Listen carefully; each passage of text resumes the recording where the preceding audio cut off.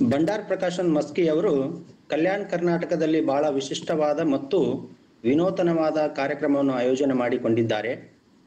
ಈ ಕಾವ್ಯ ಕರ್ನಾಟಕ ಮಾಲಿಕೆಯ ಕವನಗಳ ಪ್ರಾಯೋಗಿಕ ವಿಮರ್ಶೆ ಆನ್ಲೈನ್ ಉಪನ್ಯಾಸ ಸರಣಿ 30ನೇ ದಿನಕ್ಕೆ ತಮ್ಮೆಲ್ಲರಿಗೂ ಆತ್ಮೀಯವಾದ ಸ್ವಾಗತವನ್ನು ಕೋರ್ತಾ ಇದ್ದೇನೆ. ಕನ್ನಡದ ಪ್ರಖ್ಯಾತ ಕವಿಯಾಗಿರುವ ಗೋಪಾಲಕೃಷ್ಣ ಅಡಿಗರ್ ಅವರು ಬರೆದಿರುವ ಬತ್ತಲಾರದ ಗಂಗೆ ಎಂಬ ಕವಿತೆಯನ್ನು ಪ್ರಾಯೋಗಿಕ ವಿಮರ್ಶೆಗೆ ಒಳಪಡಿಸಲು ನಮ್ಮೊಂದಿಗೆ ಇರುವ ನಾಡಿನ ಹೆಸರಾಂತ ಕವಿ, ವಿಮರ್ಶಕ ಎಂದು ಹೆಸರುವಾಸಿಯಾಗಿರುವ ಪ್ರೊಫೆಸರ್ ಟಿ ಯಲ್ಲಪ್ಪ ಸರ್ ಅವರಿಗೆ ಬಂಡಾರ್ ಪ್ರಕಾಶನ್ ಮಸ್ಕಿ ವತಿಯಿಂದ ಹಾಗೂ ಕಾವ್ಯ ಕರ್ನಾಟಕ ಬಳಗದ ವತಿಯಿಂದ ಹೃದಯಪೂರ್ವಕವಾಗಿ ಸ್ವಾಗತವನ್ನು ಕೋರ್ತಾ ಇದ್ದೇನೆ.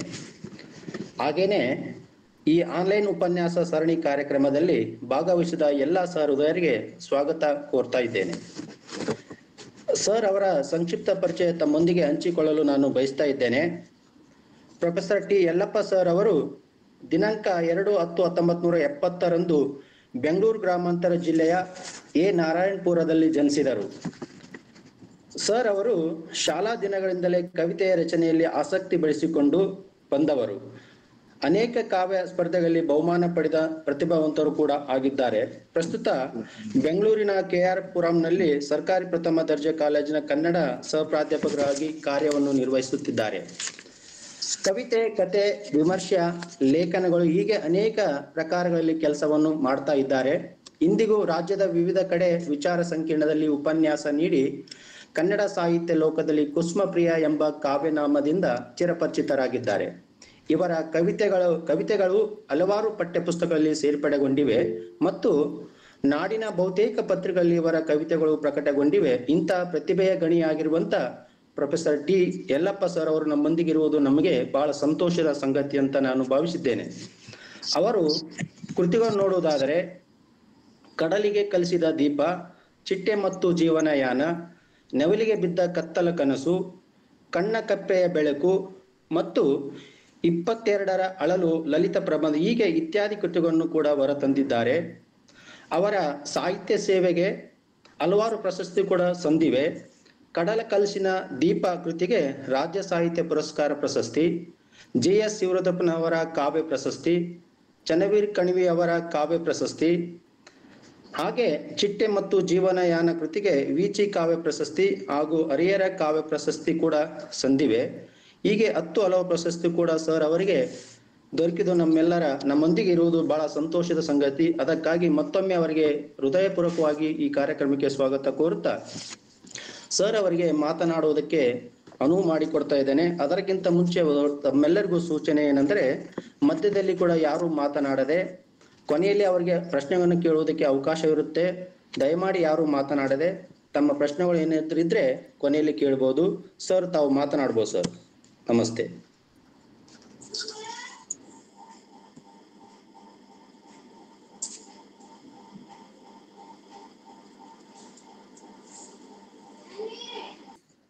ಇದರ ಎಲ್ಲ ಪದಾಧಿಕಾರಿಗಳಿಗೆ, ವಿಶೇಷವಾಗಿ ಬಸವರಾಜ ಗೋಡಗುಂಟಿ ಸರ್ ಅವರಿಗೆ, ಬಾಬುರಾವ್ ದೊರೆ ಅವರಿಗೆ, ಮಧು ಬಿರಾದಾರ್ ಅವರಿಗೆ, ಕರಿಲಿಂಗ ನಾಟಕರ್ ಅವರಿಗೆ, ಬಸವಯ್ಯ ಸ್ವಾಮಿ, ಸೈಯದ್ ಮುಜೀದ್, ಈ ಎಲ್ಲ ಸಾಹಿತ್ಯದ ಪರಿಚಾರಕರಿಗೆ ನಾನು ಹೃತ್ಪೂರ್ವಕವಾದ ಅಭಿನಂದನೆಗಳನ್ನು ಸಲ್ಲಿಸ್ತೇನೆ. ಬಹುಶಃ ಕನ್ನಡ ಕಾವ್ಯವನ್ನ ಕುರಿತ ಒಂದು ಚರ್ಚೆಗೆ ಒಂದು ವಿಶಿಷ್ಟವಾದ ಒಂದು ನಾಂದಿಯನ್ನ ಈ ಕಾರ್ಯಕ್ರಮ ಆಡ್ತಾ ಇದೆ ಅಂತ ನಾನು ಅಂದ್ಕೊಂಡಿದ್ದೀನಿ. ಹಳಗನ್ನಡವನ್ನು ಒಳಗೊಂಡ ಹಾಗೆ 100 ಜನ ವಿಶಿಷ್ಟವಾದ ಕವಿಗಳ ಕಾವ್ಯ ಕೃತಿಗಳನ್ನು ಆಯ್ಕೆ ಮಾಡಿಕೊಂಡು ಅದರ ಬಗ್ಗೆ ನಾಡಿನ ಹೆಸರಾಂತ ವಿದ್ವಾಂಸರಿಂದ, ವಿಮರ್ಶಕರಿಂದ, ಸಹೃದಯರಿಂದ ಒಂದು ಚರ್ಚೆಯನ್ನು ಹುಟ್ಟು ಹಾಕುವ ಕೆಲಸ ಪ್ರಾಯೋಗಿಕ ವಿಮರ್ಶೆಯ ದೃಷ್ಟಿಯಿಂದ ಪ್ರಾರಂಭ ಮಾಡಿರೋದು ಅತ್ಯಂತ ಪ್ರಶಂಸಾರ್ಹವಾದ ಸಂಗತಿ. ಹಾಗಾಗಿ ನಾನು ತಮಗೆ ವಿಶೇಷವಾದ ಒಂದು ಧನ್ಯವಾದಗಳನ್ನು ಹೇಳಿ ನನ್ನ ಮಾತನ್ನು ಮುಂದುವರಿಸ್ತೇನೆ. ಅಡಿಗರ ಬಹುಶಃ ತುಂಬ ಚರ್ಚೆಗೆ ಒಳಗಾದ ಅನೇಕ ಕವಿತೆಗಳಿದೆ. ಆ ಕವಿತೆಗಳಲ್ಲಿ ಬಹಳಷ್ಟು ಚರ್ಚೆಗೆ ಒಳಗಾಗದ ಕವಿತೆಗಳನ್ನು ಕುರಿತು ಮಾತಾಡಬೇಕು ಅಂತ ಹೇಳಿದಾಗ ಬತ್ತಲಾರದ ಗಂಗೆ ಅನ್ನುವ ಈ ಕವಿತೆಯನ್ನು ಇವತ್ತಿನ ಚರ್ಚೆಗೆ ನಾನು ಆಯ್ಕೆ ಮಾಡಿಕೊಂಡೆ. ಅದು ಚರ್ಚೆನೋ ಕವಿತೆಯನ್ನು ಕುರಿತ ಒಂದು ಸಹೃದಯ ಸಂವಾದವೋ ವಿವರವೋ ವಿಶ್ಲೇಷಣೆಯೋ ಕೆಲವು ಸಲ ಎಲ್ಲವನ್ನೂ ಒಳಗೊಂಡ ಹಾಗೆ ಒಂದು ಕವಿತೆಯನ್ನು ಕುರಿತ ಒಂದು ಸಂವಾದ ಅಂತ ಅಂದ್ಕೊಂಡು ಮಾತನ್ನ ಶುರು ಮಾಡ್ತೇನೆ. ಜೊತೆಗೆ ಅದು ಪ್ರಾಯೋಗಿಕ ವಿಮರ್ಶೆನೋ ಅದು ಚಾರಿತ್ರಿಕ ವಿಮರ್ಶೆನೋ ಅನೇಕ ವಿಮರ್ಶೆಗಳ ಒಂದು ಮಾದರಿಯ ಆಚೆಗೆ ಕವಿತೆಯನ್ನು ಕವಿತೆಯಾಗಿಯೇ ನೋಡಬೇಕು ಅಂತ ಪ್ರಾರಂಭವಾಗಿರುವಂತಹ ಈ ಕಾರ್ಯಕ್ರಮವನ್ನ ನನಗೆ ತಿಳಿದ ಮಟ್ಟಿಗೆ ನಾನು ಆ ಕವಿತೆಯನ್ನ ಕುರಿತು ಮಾತಾಡೋದಕ್ಕೆ ಪ್ರಾರಂಭ ಮಾಡ್ತೇನೆ. ಅಡಿಗರು ಈ ಕವಿತೆಯನ್ನ ಯಾವ ಕಾಲದಲ್ಲಿ ಬರೆದ್ರು ಅನ್ನೋದು ಕೂಡ ಬಹಳ ಮುಖ್ಯ. ಯಾಕಂದ್ರೆ ಕವಿತೆಯೊಂದು ಒಂದು ಸಾಮಾಜಿಕ ಶಿಶು ಅನ್ನುವ ಹಾಗೇನೆ ಅದು ಒಂದು ಕಾಲದ ಒಂದು ಸಂದರ್ಭದ ಒಂದು ಉಪ ಉತ್ಪನ್ನ, ಒಂದು ಶಿಶು ಅಂತ ಕೂಡ ಹೇಳ್ಬಹುದು. ಯಾಕೆಂದ್ರೆ ಕವಿ ತಾನು ಬರೆಯುತ್ತಿರುವ ಕಾಲದ ಸಮಕಾಲೀನ ವಿದ್ಯಮಾನಗಳು, ಈಗ ಭೂತ ಮತ್ತು ವರ್ತಮಾನಗಳನ್ನ ಒಳಗೊಂಡೇ ಒಂದು ಕವಿತೆ ಯಾವಾಗಲೂ ಜನಿಸ್ತಾ ಇರುತ್ತೆ. ಒಳ್ಳೆಯ ಕವಿಯಾದವನು ಯಾವಾಗಲೂ ಭೂತವನ್ನ ವರ್ತಮಾನದ ಜೊತೆಗೆ ಅವನು ಕನೆಕ್ಟ್ ಮಾಡಿಕೊಂಡೇ ತನ್ನ ಸಮಕಾಲೀನ ಸಂದರ್ಭಕ್ಕಿದ್ದ ಧ್ವನಿಯಾಗಿ ಹೊರಹೊಮ್ತಾ ಇರ್ತಾನೆ. ಹೀಗಾಗಿ ಒಂದು ಕನ್ನಡ ಕಾವ್ಯ ಪರಂಪರೆಯಲ್ಲಿ ಒಂದು ಹೊಸ ಮಾರ್ಗವನ್ನ ಹಿಡಿಯುವುದಕ್ಕೆ ಪ್ರಯತ್ನ ಪಟ್ಟ ಅಡಿಗರು ಅನ್ಯರು ಅರೆದುದನ್ನೇ ಬರೆದುದನ್ನೇ ಬರೆದು ಭಿನ್ನಗಾಗಿದೆ ಮನಸ್ಸು ಅಂತ ಹೇಳಿ ಅನ್ಯರ ದಾರಿಯನ್ನ ಬಿಟ್ಟು ನವೋದಯ ಮಾರ್ಗದಿಂದ ಒಂದು ವಿಶಿಷ್ಟವಾದ ಅದರ ವಸ್ತು ಇರ್ಬೋದು, ಭಾಷೆ, ಶೈಲಿ, ತಂತ್ರ, ಹೀಗೆ ಅನೇಕ ದೃಷ್ಟಿಗಳಿಂದ ಹೊಸ ದಾರಿಯನ್ನ ಹಿಡಿದಂತಹ ಅಡಿಗರು ತಮ್ಮ ಕಾವ್ಯದಲ್ಲಿ ಆ ಥರದ ಒಂದು ಹೊಸ ಪರಂಪರೆಯನ್ನು ಹಾಕಿಕೊಟ್ಟಿದ್ದಾರೆ ಅಂತ ನಾವು ಖಂಡಿತ ಅಂದ್ಕೊಂಡಿದ್ದೇವೆ. ಅದು ನಿಜ ಕೂಡ ಹೌದು.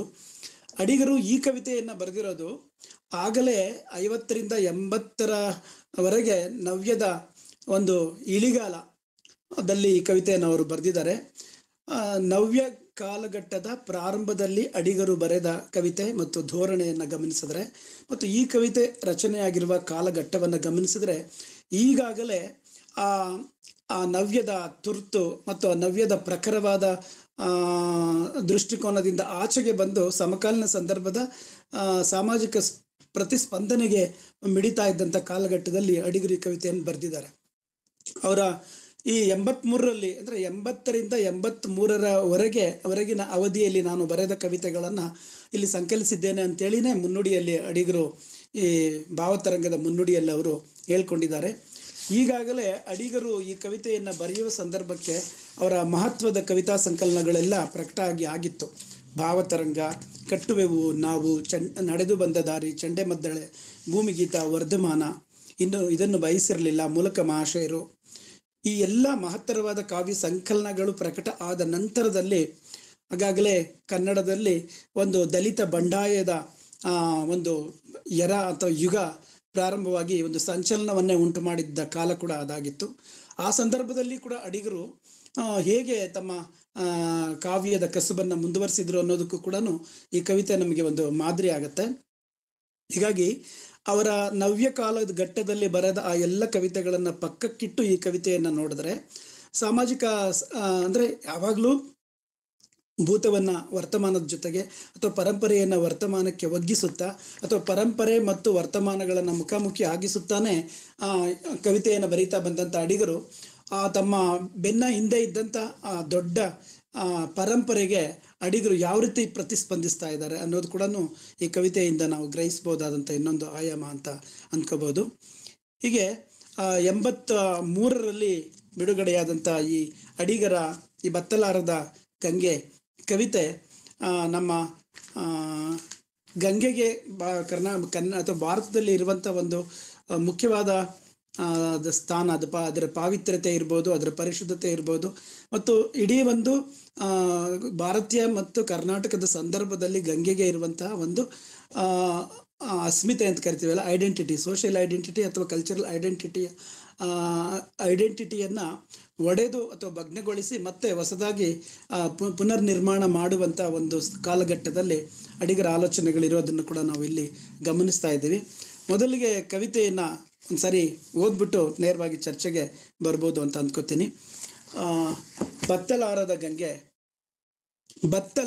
ಗಂಗೆ ಎಂಥ ಕುತ್ತಿದು ನೋಡು, ಅದೇ ಪಾತ್ರ ದಾಟಿ ವಸ್ತುಗಳ ಪಾಳಿ, ಹೊಸ ನೀರು ಬಂದರೂ ಅದೇ ಪುರಾತನ ದಮಲು, ರಂಗಮಂದಿರ ಅದೇ, ನಾಟಕವೂ ಅದೇ, ಹಿಮಾಲಯವೇ ಕರಗಿ ಕೆಳಗಿಳಿವ ವರ್ಷದ ತೊಡಕು, ಅಮೃತ ಜಲ ಮೃತ್ತಿಕೆಗಳ ಅಸಮ ಜೋಡಿ, ನಿಂತು ಕೊಳೆಯುವ ಮಡುಗಳಲ್ಲಿ ಮಡಗಿಯೇ ಇದೆ ಹಳೆ ಕೊಳೆಯ ದುರ್ನಾತ ಕೆಸರು ರಾಡಿ.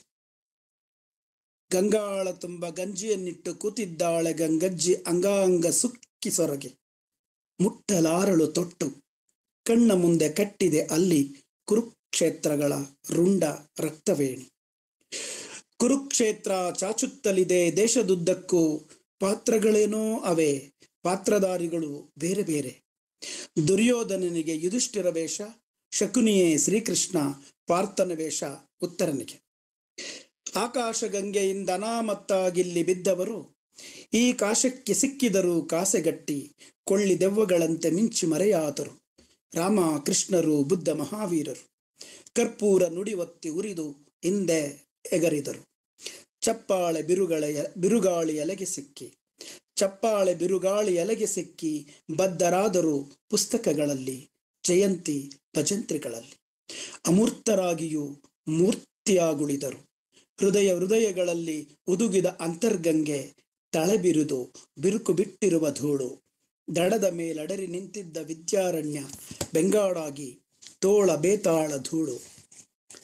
ಬತ್ತಿ ಹೋಗಲಿ ಗಂಗೆಯೊಂದು ಸಲ ತಳಬಿರಿದು, ಬತ್ತಿ ಹೋಗಲಿ ಗಂಗೆಯೊಂದು ಸಲ ತಳಬಿರಿದು, ಕುರುಕ್ಷೇತ್ರ ಜಪಮಾಲೆ ನುಚ್ಚು ನೂರು. ಕತ್ತರಿಸಲಿಕ್ಕಲ್ಲ ಆ ಇನ್ನೊಬ್ಬನಿರುವುದು, ಎರಡು ನದಿಗಳೊಂದಾಗಿ ಮುಂದಕ್ಕೆ ಸಾಗಲು.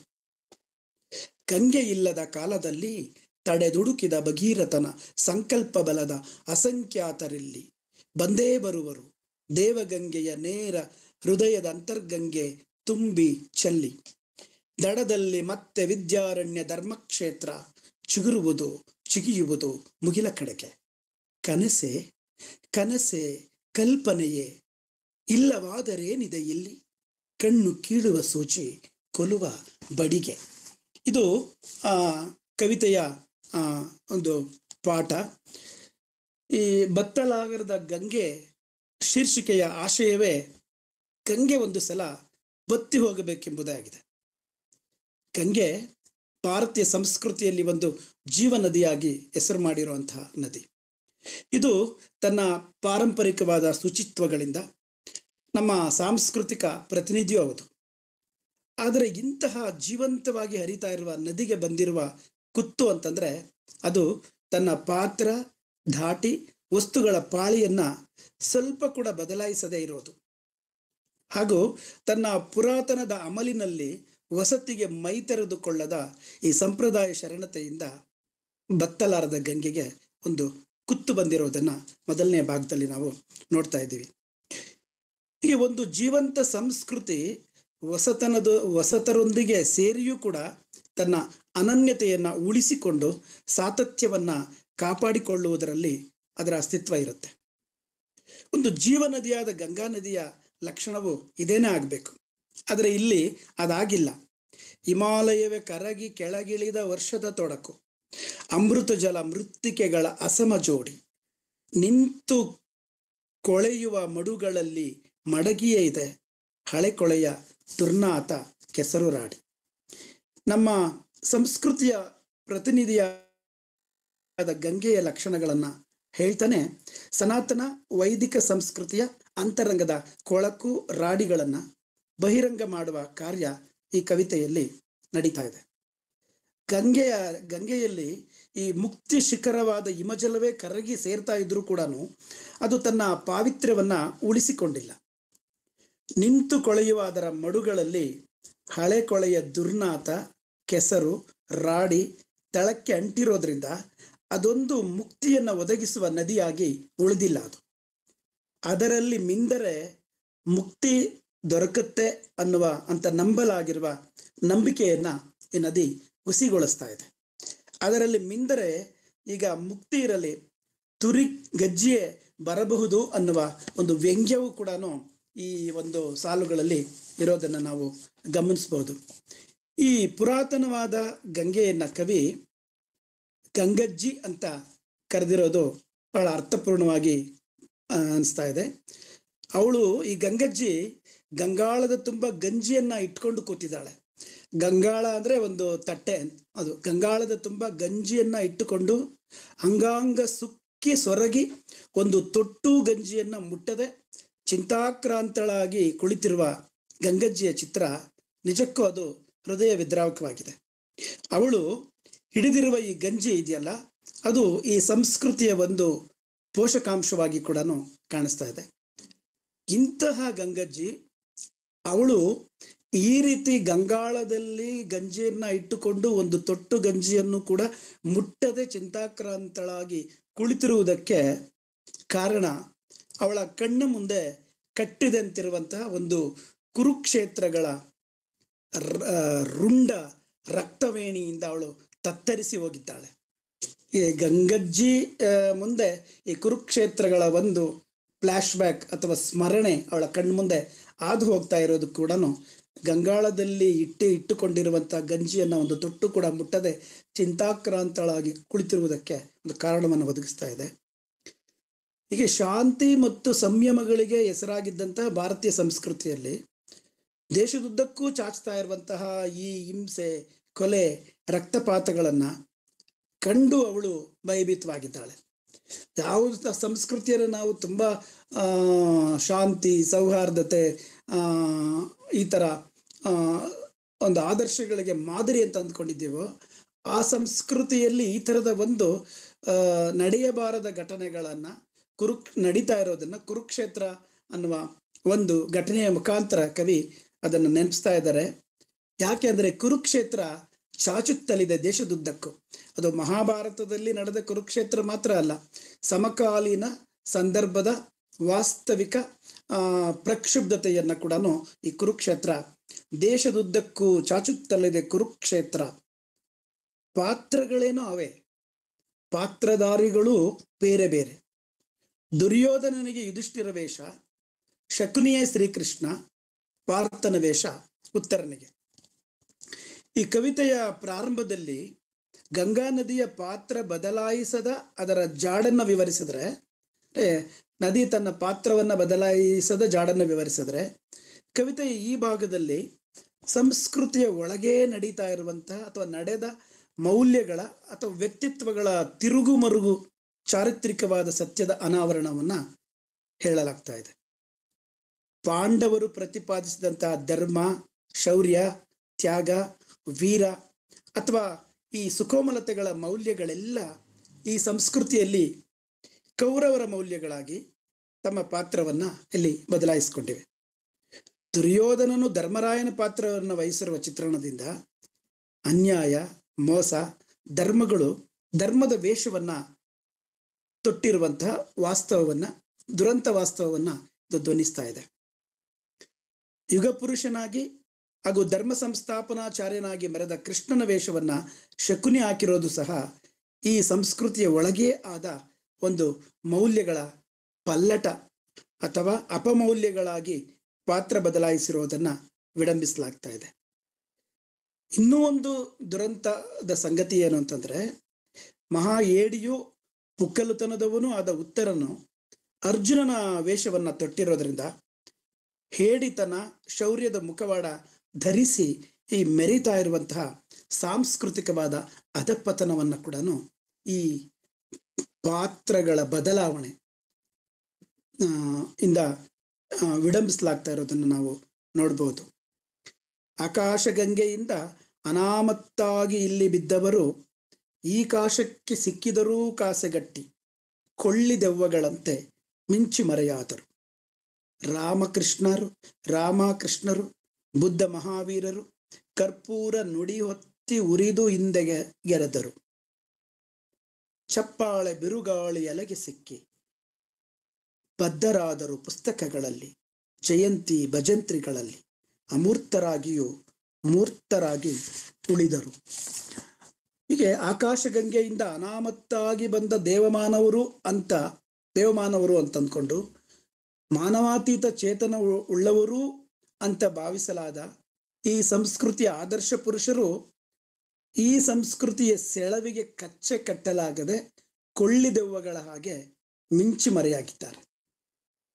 ರಾಮ, ಕೃಷ್ಣ, ಗಾಂಧಿ, ಬುದ್ಧ, ಮಹಾವೀರರ ನುಡಿಗಳೆಲ್ಲ ಇಲ್ಲಿ ಮೂರ್ತ ರೂಪಕ್ಕೆ ಬರಲೇ ಇಲ್ಲ, ಕಾರ್ಯರೂಪಕ್ಕೂ ಬರಲೇ ಇಲ್ಲ ಅನ್ನೋದನ್ನ, ಅವು ಬರೀ ಗಾಳಿ ಮಾತುಗಳಾಗಿ ಉಳಿದು ಹೋದವು ಎಂಬುದನ್ನ ಕರ್ಪೂರ ನುಡಿ ಹೊತ್ತಿ ಉರಿದು ಹಿಂದೆಗರಿದರು.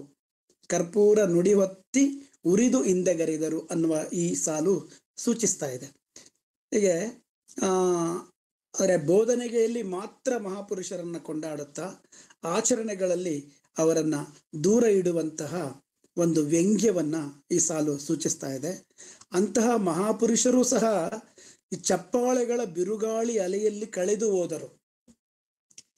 ಮಹಾಪುರುಷರ ದೌರ್ಬಲ್ಯದ ಇನ್ನೊಂದು ಮುಖ ಮಹಾಪುರುಷರ ದೌರ್ಬಲ್ಯದ ಮುಖವೋ ಅಥವಾ ಮಹಾಪುರುಷರ ಅವರ ಬೋಧನೆಗಳನ್ನ ನಾವು ಒಳಗೆ ಬಿಟ್ಟುಕೊಳ್ಳುವುದಕ್ಕೆ ಬದಲು ಚಪ್ಪಾಳೆಗಳಲ್ಲಿ ಭಜಂತ್ರಿಗಳಲ್ಲಿ ಅವರನ್ನ ದೂರ ಇಟ್ಟು ಅವರ ತತ್ವವನ್ನ ನಾವು ಅಡಾಪ್ಟ್ ಮಾಡಿಕೊಳ್ಳದೆ ಇರುವಂತಹ ದುರಂತವನ್ನ ಕೂಡ ಇದು ಹೇಳ್ತಾ ಇದೆ. ಹೀಗೆ ಪುಸ್ತಕಗಳಲ್ಲಿ ಜಯಂತಿಗಳಲ್ಲಿ ಮಾತ್ರ ಇವರು ಮೂರ್ತರಾಗಿದ್ದಾರೆ. ಆದರೆ ಜೀವನದಲ್ಲಿ ಅಳವಡಿಸಿಕೊಳ್ಳಲಾಗದ ಅವರ ಬದುಕು, ಬೋಧೆ ಅಥವಾ ಆದರ್ಶಗಳನ್ನ ಪುಸ್ತಕಗಳಲ್ಲಿ ಭಾಷಣಗಳಲ್ಲಿ ವೈಭವೀಕರಣಗೊಳಿಸಲಾಗಿರುವ ಈ ಸಂಸ್ಕೃತಿಯ ಬೂಟಾಟಿಕೆಯನ್ನು ಕೂಡ ಇದು ಈ ಒಂದು ಕಾವ್ಯದ ಭಾಗ ಅನಾವರಣಗೊಳಿಸ್ತಾ ಇದೆ ಅಂತ ಹೇಳ್ಬೋದು. ಮತ್ತೆ ಗಂಗಜ್ಜಿ ವಿಷಯಕ್ಕೆ ಮತ್ತೆ ಬರುವುದಾದ್ರೆ, ಇಲ್ಲಿ ಗಂಗಜ್ಜಿ ಇಡೀ ಒಂದು ಭಾರತೀಯ ಸಂಸ್ಕೃತಿಗೆ ಹಿಡಿದ ಒಂದು ಸಾಕ್ಷಿ ಪ್ರಜ್ಞೆಯ ಪ್ರತೀಕವಾಗಿ ಅವಳು ಇದ್ದಾಳೆ. ಅವಳ ಕಣ್ಣುಗಳ ಮೂಲಕ ಪರಂಪರಾಗತ ಹಾಗೂ ವರ್ತಮಾನ ಕಾಲದ ಸಂಸ್ಕೃತಿಯ ರೂಪವನ್ನ ಚಿತ್ರಿಸುತ್ತಾ ಸಾಗುವ ಒಂದು ವಿನೂತನವಾದ ಶೈಲಿಯ ತಂತ್ರವನ್ನ ಇಲ್ಲಿ ಕಾಣಬಹುದಾಗಿದೆ. ಗಂಗಜ್ಜಿಯ ಕಣ್ಣುಗಳ ಮುಖಾಂತರ ಪರಂಪರೆ ಮತ್ತು ವರ್ತಮಾನದ ಸನ್ನಿವೇಶವನ್ನ ಮುಖಾಮುಖಿಯಾಗಿಸುವಂತ ಒಂದು ತಂತ್ರ, ಒಂದು ಶೈಲಿಯನ್ನ ಬಹುಶಃ ಈ ಒಂದು ಗಂಗಜ್ಜಿಯ ಪಾತ್ರ ಪ್ರತಿಮಾ ನಿರ್ಮಾಣದ ಮುಖಾಂತರ ಕವಿ ಮಾಡಿಕೊಂಡಿದ್ದಾರೆ. ಆದ್ದರಿಂದ ಈ ಸಂಸ್ಕೃತಿಯ ಶುದ್ಧಿ ಅನ್ನೋದು ಮೊದಲು ಹೊರಗಿನ ಆಚಾರ ವಿಚಾರ ಆದರ್ಶಗಳಲ್ಲಿ ಮಾತ್ರ ಬದಲಾದರೆ ಖಂಡಿತ ಅದು ಸಾಕಾಗೋದಿಲ್ಲ. ಅದು ಮೊದಲು ಹೃದಯವನ್ನ ಶುದ್ಧೀಕರಿಸಿಕೊಳ್ಳುವುದರ ಮುಖಾಂತರ ಅಂತರಂಗದ ಶುದ್ಧಿಯ ಮೂಲಕವೂ ನಡೆಯಬೇಕಾಗಿದೆ ಅನ್ನುವುದರ ಸೂಚನೆ ಕವಿತೆಯ ಮುಂದಿನ ಭಾಗದಲ್ಲಿ ನಮಗೆ ಗೋಚರ ಆಗುತ್ತೆ. ಹೃದಯಗಳಲ್ಲಿ ಉದುಗಿದ ಅಂತರ್ಗಂಗೆ ತಳಬಿರಿದು ಬಿರುಕು ಬಿಟ್ಟಿರುವ ಧೂಳು, ತಡದ ಮೇಲಡರಿ ನಿಂತಿದ್ದ ವಿದ್ಯಾರಣ್ಯ ಬೆಂಗಾಡಾಗಿ ತೋಳ ಬೇತಾಳ ಧೂಳು. ಗಂಗೆ ಇಲ್ಲಿ ಭಾರತೀಯ ಜೀವನದಿಗೆ ಪ್ರತೀಕವಾದ ಹಾಗೆನೆ ಅದು ಸಂಸ್ಕೃತಿಯ ಹೃದಯದ ಅಂತರ್ಗಂಗೆಯೂ ಹೌದು. ಆದ್ದರಿಂದ ಈ ಗಂಗೆಯ ಶುದ್ಧೀಕರಣ ಅನ್ನೋದು ಹೃದಯದ ಅಂತರ್ಗಂಗೆಯ ಶುದ್ಧೀಕರಣವೂ ಹೌದು. ಹೃದಯದ ಅಂತರ್ಗಂಗೆಗಳಲ್ಲಿ ತಳಬಿರಿದು ಬಿರುಕು ಬಿದ್ದು ತುಂಬಿರುವ ಕೊಳಕು ರಾಡಿಗಳ ಧೂಳನ್ನೂ ಕೂಡ ತೆಗೆಯಬೇಕಾಗಿದೆ. ಗಂಗೆಯ ಶುದ್ಧೀಕರಣ ಒಂದು ನೆಪ, ಅದು ವರ್ತಮಾನದ ಈ ಸಾಂಸ್ಕೃತಿಕ ಕೊಳಕುತನಕ್ಕೆ ಹಿಡಿದ ಕನ್ನಡಿಯಾಗಿ ಇದೆ. ಈ ಸಾಂಸ್ಕೃತಿಕ ಪರಂಪರೆಯ ವೈಭವ ಹಿರಿಮೆ ಅನ್ನೋದು ಗಂಗೆಯನ್ನ ಸೂಚಿಸ್ತಾನೆ. ನಮ್ಮ ಸಾಂಸ್ಕೃತಿಕ ಹಿರಿಮೆ ಮತ್ತು ಪರಂಪರೆಗಳು ಈ ಪರಿಶುದ್ಧತೆಯ ಹೆಸರಿನಲ್ಲಿ ಅಥವಾ ಅಡಿಗರ ಒಟ್ಟು ಕಾವ್ಯದ ಧೋರಣೆಯನ್ನ ಬಹಳಷ್ಟು ಸಮಕಾಲೀನ ಕವಿಗಳು ಈ ಶ್ರೇಷ್ಠತೆಯ ವ್ಯಸನ ಅಂತ ಟೀಕಿಸಿದಾಗಲೂ ಕೂಡ ಶ್ರೇಷ್ಠತೆಯ ವ್ಯಸನದ ಸಂದರ್ಭದಲ್ಲಿ ಶ್ರೇಷ್ಠತೆ ಎಂದು ಒಂದು ವ್ಯಸನವೂ ಹೌದು. ಹೀಗೆ ಗಂಗೆ ಅನ್ನುವ ಅದರ ಪರಿಶುದ್ಧತೆಯ ಬಗ್ಗೆ ಇರುವ ನಂಬಿಕೆಯೂ ಕೂಡ ಒಂದು ಶ್ರೇಷ್ಠತೆಯ ವ್ಯಸನದ ಹಾಗೆ ಕಂಡು ಬಂದು ಅದನ್ನು ಆಮೂಲಾಗ್ರವಾಗಿ ಬದಲಾಯಿಸಬೇಕಾದಂಥ ಅನಿವಾರ್ಯತೆಯನ್ನು ಕೂಡ ಅಡಿಗರು ಈ ಕವಿತೆಯಲ್ಲಿ ವಿಡಂಬಿಸ್ತಾ ಇದ್ದಾರೆ ಅಂತ. ಅದು ನಮ್ಮ ಸಂಸ್ಕೃತಿಯ ಹೃದಯದ ಅಂತರ್ಗಂಗೆನೂ ಹೌದು. ಆದ್ದರಿಂದ ಗಂಗೆಯ ಶುದ್ಧೀಕರಣ ಅನ್ನೋದು ಹೃದಯದ ಅಂತರಗಂಗೆಯ ಶುದ್ಧೀಕರಣವೂ ಹೌದು. ಹೃದಯದ ಅಂತರಗಂಗೆಯಲ್ಲಿ ತಳಬಿರಿದು ಬಿರುಕು ಬಿದ್ದು ತುಂಬಿರುವ ಕೊಳಕು ಮತ್ತು ರಾಡಿಗಳ ಧೂಳನ್ನ ತೆಗೆಯಬೇಕಾಗಿದೆ. ಬತ್ತಿ ಹೋಗಲಿ ಗಂಗೆಯೊಂದು ಸಲ ತಳಬಿರಿದು ಕುರುಕ್ಷೇತ್ರ ಜಪಮಾಲೆ ನುಚ್ಚು ನೂರು. ಗಂಗೆ ಒಂದು ಸಲ ಬತ್ತಿ ಹೋಗಬೇಕು, ಬತ್ತಿ ಹೋಗಲಾರದ ಗಂಗೆ ಬತ್ತಿ ಹೋಗಬೇಕು ಅನ್ನುವುದು ಅಡಿಗರ ಅಥವಾ ಕವಿಯ ಮಹತ್ತರವಾದ ಆಶಯ.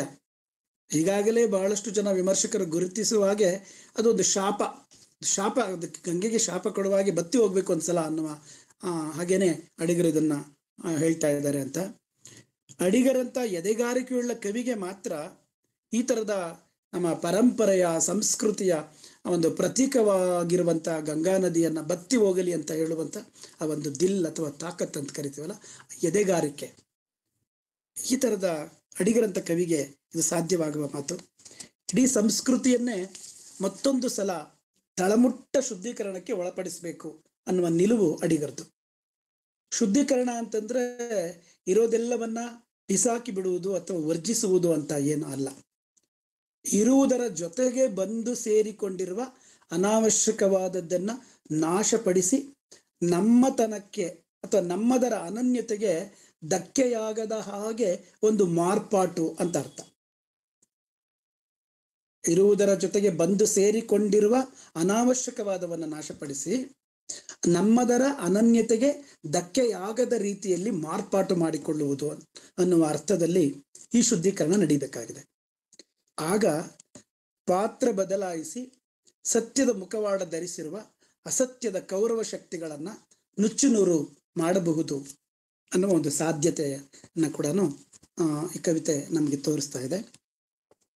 ಹೀಗೆ ಗಂಗೆ ಹೃದಯದ ಅಂತರ್ಗಂಗೆ, ಗಂಗೆ ಹಾಗೂ ಹೃದಯದ ಅಂತರ್ಗಂಗೆ ಎರಡರ ಮೇಳೈಕೆಯಿಂದ ಶುದ್ಧೀಕರಣದಿಂದ ಮಾತ್ರ ಈ ಭಾರತೀಯ ಸಂಸ್ಕೃತಿ ಅರ್ಥಪೂರ್ಣ ಆಗಬಹುದು.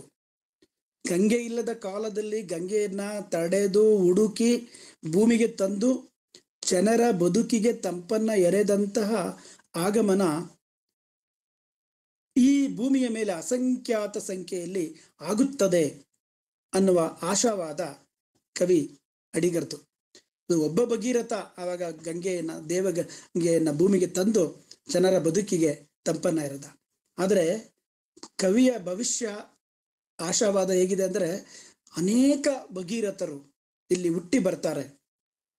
ಮತ್ತೆ ಆ ದೇವಗಂಗೆಯ ಜೊತೆಗೆ ಹೃದಯದ ಅಂತರ್ಗಂಗೆಯ ದೇವಗಂಗೆಯನ್ನ ಸಮ್ಮಿಲನಗೊಳಿಸಿ ಹೃತ್ಪೂರ್ವಕವಾದ ಒಂದು ಹೃದಯ ಮಟ್ಟದ ಒಂದು ಕೊಳಕು ತೆಗೆಯುವ, ರಾಡಿ ತೆಗೆಯುವ ಕೆಲಸವನ್ನ, ಶುದ್ಧೀಕರಣಗೊಳಿಸುವ ಕೆಲಸ ಆಗುತ್ತೆ.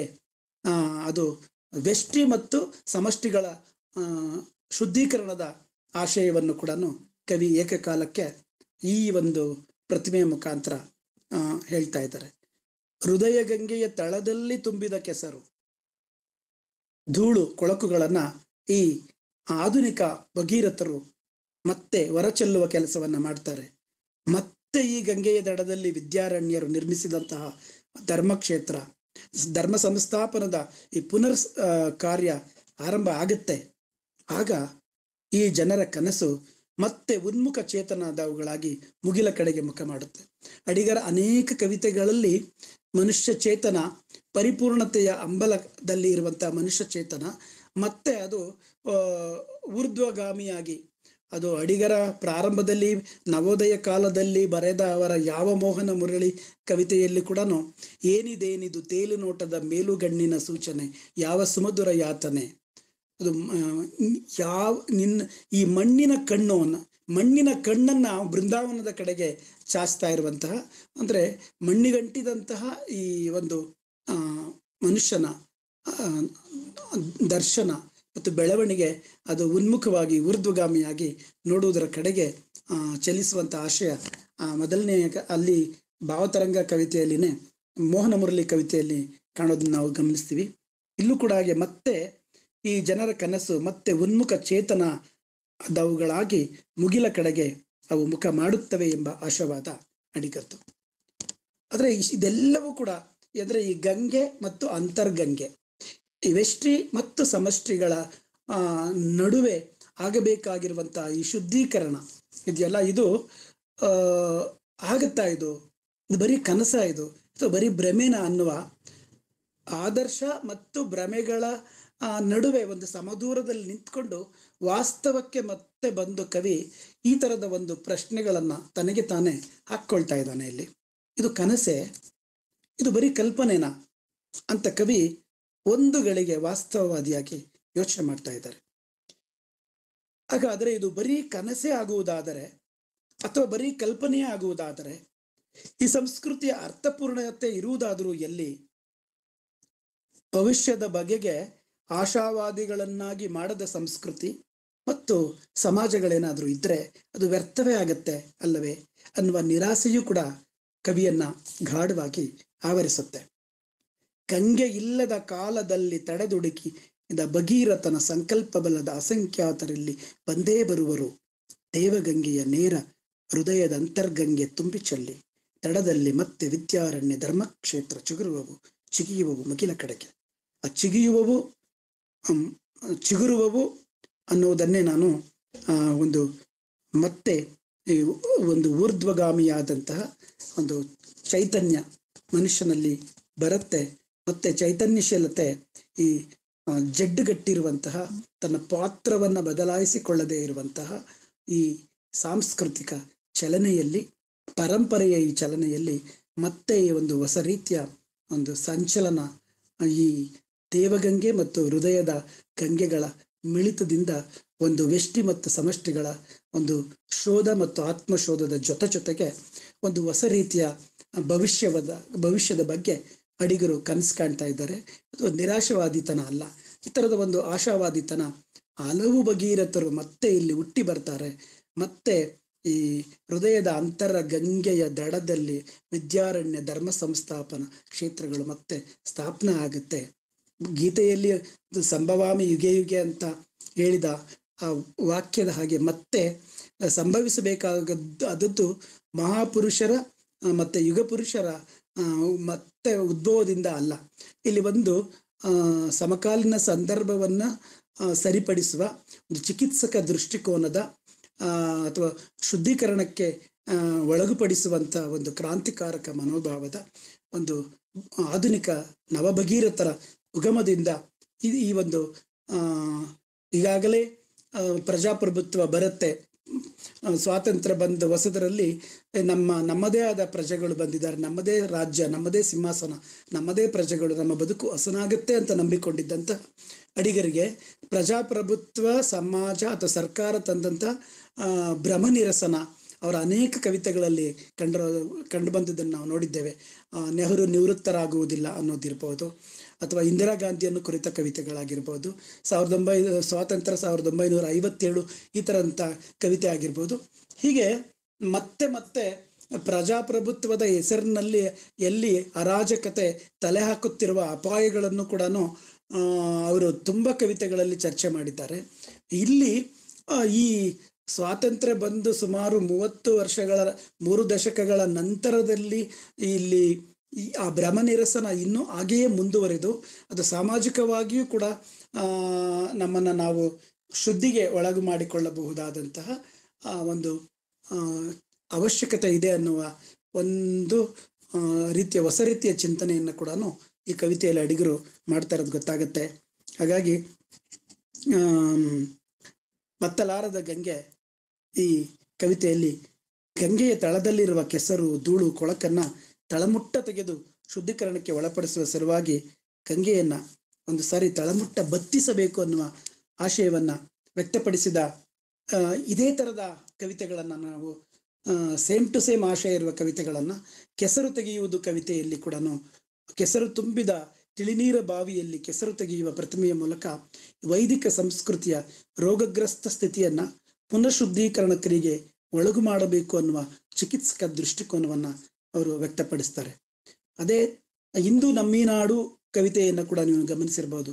ಬೇರು ಸತ್ತ ಮರಕ್ಕೆ ಬೇರು ಸತ್ತಿ ಮರವನ್ನೆತ್ತಿ ನಿಲ್ಲಿಸು ಮಗು, ಕೊಂಬೆರೆಂಬೆಗಳಿರಲಿ ಇದ್ದ ಹಾಗೆ ಅಂತ ಹೀಗೆ ಬೇರು ಸತ್ತ ಮರದ ಹಾಗೆ ಇರುವ ನಮ್ಮ ಸಂಸ್ಕೃತಿಯ ವೃಕ್ಷವನ್ನ ಮತ್ತೆ ಅದಕ್ಕೆ ಬಂದಿರುವಂತಹ ಒಂದು ಹೀನಾಯವಾದ ಸ್ಥಿತಿಯನ್ನ, ಆಡಂಬರದ ಸ್ಥಿತಿಯನ್ನ ಕಂಡು ಶೋಚನೀಯವಾಗಿ ವಿಷಾದಪೂರ್ಣವಾಗಿ ಬರೆದ ಕವಿತೆಯನ್ನ ಇಂದು ನಮ್ಮಿ ನಾಡು ಕವಿತೆಯನ್ನು ಕೂಡ ನಾವು ಈ ಸಂದರ್ಭದಲ್ಲಿ ನೆನಪಿಸ್ಕೋಬಹುದು. ಹಾಗೆ ಆ ನವ್ಯ ಕಾಲದ ಕಟ್ಟ ಸಂದರ್ಭದಲ್ಲಿನೇ ಕಂಬಾರರು ಬರೆದಂತಹ ಗಂಗಾಮಾಯಿ ಕವಿತೆ ಕೂಡ ಇದೇ ತರದ ಒಂದು ಆಶಯವನ್ನ ಇಟ್ಕೊಂಡಿದ್ದಂತಹ ಒಂದು ಕವಿತೆ ಅನ್ನೋದನ್ನ ನಾವು ಗಮನಿಸ್ಕೊಳ್ಬಹುದು. ಹೀಗೆ ಸಂಸ್ಕೃತಿ ಅನ್ನೋದು ಒಂದು ತಿಳಿನೀರ ಬಾವಿಯ ಹಾಗೆಯೇ ಹೌದು, ಅದು ಒಂದು ಜೀವ ಅಂತವಾಗಿ ಹರಿತಾ ಇರುವಂತಹ ನದಿಯ ಹಾಗೆಯೇ ಹೌದು. ಅದರ ಸಾರ್ಥಕತೆ ಮತ್ತು ಜೀವಂತಿಕೆ ಸಾಬೀತಾಗುವುದು ಅದು ಎಷ್ಟರ ಮಟ್ಟಿಗೆ ಜನೋಪಯೋಗಿ ಅನ್ನುವುದರ ಮೇಲೇನೆ ಇರುತ್ತೆ. ಬಾವಿಯಲ್ಲಿ ಸದಾ ನೀರಿರುವಂತೆ ಕಾಪಾಡುವುದು, ಅದರ ಅಂತರ್ನಾಳಗಳಲ್ಲಿ ಚಿಮ್ಮುವ ಚಿಲುಮೆಗಳು ಬಾವಿಯನ್ನ ಉಪಯೋಗಿಸ್ತಾ ಹೋದಂತೆ ಹಳೆ ನೀರು ಮೇಲಕ್ಕೆ ಬಂದು ಹೊಸ ನೀರಿನ ಸಂಚಯದಿಂದ ಅದರ ಪರಿಶುದ್ಧತೆ ಹೆಚ್ಚಾಗ್ತಾ ಹೋಗುತ್ತಲ್ಲ, ಹಾಗೆ ಒಂದು ಸಂಸ್ಕೃತಿಯ ಸಾತತ್ಯ ಹಾಗೂ ಸಾರ್ಥಕತೆಗಳು ಕೂಡ ಇದಕ್ಕೆ ಹೊರತಾಗಿ ಇರೋದಿಲ್ಲ ಅನ್ನುವ ಆಶಯವನ್ನ ಅಡಿಗರ ಈ ತರದ ಬೇರೆ ಕವಿತೆಗಳಲ್ಲೂ ಕೂಡ ಈ ತರದ ಚಿಂತನೆ ಮುಂದುವರೆದಿರೋದನ್ನು ನಾವು ಗಮನಿಸಬಹುದು. ಸದ್ಯಕ್ಕೆ ಈ ಕವಿತೆಯನ್ನ ಕೇಂದ್ರವಾಗಿ ಇಟ್ಕೊಂಡು ಈ ತರದ ಒಂದು ವ್ಯಷ್ಟಿ ಮತ್ತು ಸಮಷ್ಟಿಗಳ ಒಂದು ಆಮೂಲಾಗ್ರವಾದ ಬದಲಾವಣೆಗೆ ಬೇಕಾದಂತಹ ಒಂದು ದಾರಿಯನ್ನ ಅಡಿಗರು ಈ ಕವಿತೆಯಲ್ಲಿ ಹುಡುಕ್ತಾ ಇದ್ದಾರೆ ಅಂತ ನಾನು ಸಾಹಿತ್ಯದ ವಿದ್ಯಾರ್ಥಿಯಾಗಿ ಅಂದ್ಕೊಂಡಿದ್ದೇನೆ. ಸಂಚಾಲಕರು ಪರಿಚಯಿಸಿದ ಹಾಗೆ ನಾನೇನು ವಿಮರ್ಶಕನೂ ಅಲ್ಲ, ಆ ಥರದ ಕವಿತೆಯನ್ನ ಓದಿ ಆಸ್ವಾದಿಸುವ ಒಂದು ಸಹೃದಯ. ಆ ದೃಷ್ಟಿಯಿಂದ ನಾನು ಈ ಕವಿತೆಯನ್ನ ನಾನು ಗ್ರಹಿಸಿದ ಆಸ್ವಾದಿಸಿದ ರೀತಿಯಲ್ಲಿ ನಾನು ತಮ್ಮ ಮುಂದೆ ಹಂಚಿಕೊಂಡಿದ್ದೇನೆ. ಮತ್ತೆ ಬಹಳಷ್ಟು ಸರಣಿಯಲ್ಲಿ ಬಂದ ಉಪನ್ಯಾಸಗಳು ಮತ್ತು ಉಪನ್ಯಾಸದ ನಂತರ ಕೇಳುವ ಪ್ರಶ್ನೆಗಳನ್ನ ನಾನು ಗಮನಿಸಿದ್ದೇನೆ. ಬಹಳಷ್ಟು ಜನ ಪ್ರಜ್ಞಾವಂತರಾದಂಥ ಓದುಗರು ಈ ಕಾರ್ಯಕ್ರಮದಲ್ಲಿ ಭಾಗವಹಿಸೋದು ಬಹಳ ಸಂತೋಷಕರವಾದ ವಿಷಯ. ಪ್ರಶ್ನೆಗಳು ಅಂತ ನಾನು ಅದನ್ನ ಭಾವಿಸೋದಿಲ್ಲ, ಅಥವಾ ಇದು ಮಾತಾಡುವ ವ್ಯಕ್ತಿಗೆ ಪ್ರಶ್ನೆಗಳು ಕೇಳೋದು ಕೆಲವು ಸಲ ಹೇಗಿರುತ್ತೆ ಅಂದರೆ ಒಂದು ಕಟಕಟೆಯಲ್ಲಿ ನಿಲ್ಲಿಸಿ ನಿನ್ನಿಂದ ಉತ್ತರ ಬೇಕೇ ಬೇಕು ಅಂತ ನಿರೀಕ್ಷೆ ಮಾಡುವ ರೀತಿಯಲ್ಲಿ ಅಲ್ಲ. ಇದು ಬಹುಶಃ ನಾನು ಭಾವಿಸಿರುವಂಥ ಅಥವಾ ಉಪನ್ಯಾಸಕರೊಬ್ಬ ತಾನು ಗ್ರಹಿಸಿದಂಥ ವಿಷಯಗಳನ್ನು ತನ್ನ ಸಹ ಓದುಗರ ಜೊತೆಗೆ ತನ್ನ ಅನುಭವವನ್ನು ವಿಸ್ತರಿಸಿಕೊಳ್ಳುವ ಒಂದು ಕೆಲಸ ಅಂತ ಕೂಡ ನಾನು ವಿನಮ್ರಪೂರ್ವಕವಾಗಿ ಭಾವಿಸಿದ್ದೇನೆ. ಹಾಗಾಗಿ ಪ್ರಶ್ನೆ ಕೇಳುವವರಿಗೆ ಹೆಚ್ಚು ಸಂದರ್ಭದಲ್ಲಿ ಮಾತಾಡುತ್ತಾ ಇರುವಂಥ ಸಂಪನ್ಮೂಲ ವ್ಯಕ್ತಿ ಕೊಡಬಹುದಾದಂಥ ಉತ್ತರ ಅವರು ಮನಸ್ಸಿನಲ್ಲಿ ಇರುತ್ತೆ. ಹಾಗಾಗಿ ನಾನು ಮಾತಾಡಿರುವ ವಿಷಯಗಳ ಒಂದು ವಿಸ್ತರಣೆ ನಿಮ್ಮ ಪ್ರಶ್ನೆಗಳ ಮುಖಾಂತರ ಆಗಲಿ ಅಂತ ಹೇಳ್ತಾ, ನನಗೆ ಈ ಥರದ ಒಂದು ಅವಕಾಶವನ್ನು ಮಾಡಿಕೊಟ್ಟ ಭಂಡಾರ ಪ್ರಕಾಶನ ಮಸ್ಕಿ ಇದರ ಎಲ್ಲ ಸಂಚಾಲಕರಿಗೂ ನಾನು ಹೃತ್ಪೂರ್ವಕವಾದ ಧನ್ಯವಾದಗಳನ್ನು ಹೇಳ್ತೇನೆ. ಈ ಕವಿತೆಯನ್ನು ಕುರಿತ ಪ್ರಶ್ನೆಗಳ ಸಂದರ್ಭದಲ್ಲಿ ನನಗೆ ಗೊತ್ತಾದ ವಿಚಾರಗಳನ್ನು ಹಂಚಿಕೊಳ್ತೇನೆ ಮತ್ತು ಗೊತ್ತಿರುವ ವಿಚಾರಗಳನ್ನು ತಮ್ಮಿಂದ ತಿಳಿದು ನನ್ನ ಅನುಭವವನ್ನು ವಿಸ್ತರಿಸಿಕೊಳ್ತೇನೆ ಅಂತ ಹೇಳೋದಕ್ಕೆ ಇಷ್ಟಪಡ್ತೇನೆ. ಧನ್ಯವಾದ.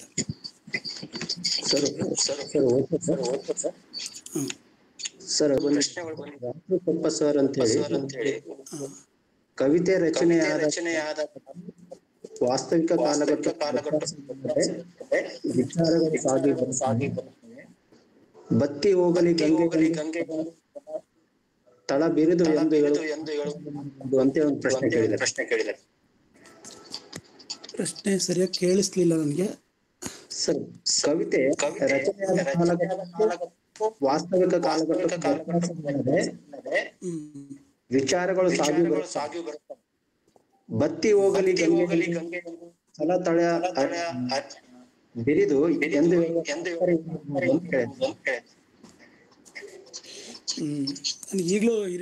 ಈಗಲೂ ಮತ್ತೆ ನಂಗೆ ಸರಿಯಾಗಿ ಕೇಳಿಸ್ಲಿಲ್ಲ, ಆದ್ರೂ ಹೇಳ್ತೀನಿ. ಯಾವುದೇ ದೇಶದ ಯಾವುದೇ ಕಾಲದ ಸಂವೇದನಶೀಲ ಕವಿ ಯಾವಾಗಲೂ ಒಂದು ಪರಂಪರೆಯ ಜೊತೆಗೆ ಸಂವಾದ ಮಾಡ್ತಾನೆ, ವರ್ತಮಾನ ಮತ್ತು ಪರಂಪರೆಗಳನ್ನ ಬೆಸೆಯುವ ಕೆಲಸವನ್ನ ಮಾಡ್ತಾನೆ ಇರ್ತಾನೆ. ಹಾಗೆ ಅಡಿಗರು ಕೂಡ ಈ ಕವಿತೆಯಲ್ಲಿ ಮಾಡಿದ್ದಾರೆ ಅಂತ.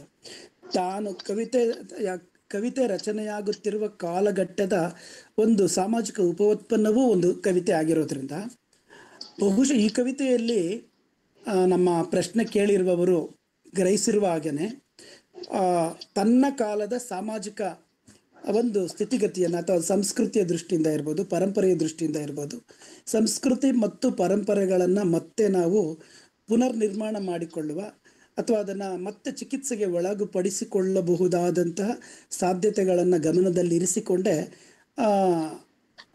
ಅಡಿಗರು ಈ ಒಂದು ಕವಿತೆಯನ್ನು ಬರೆದಿದ್ದಾರೆ ಅಂತ ನನಗನ್ಸಿದೆ.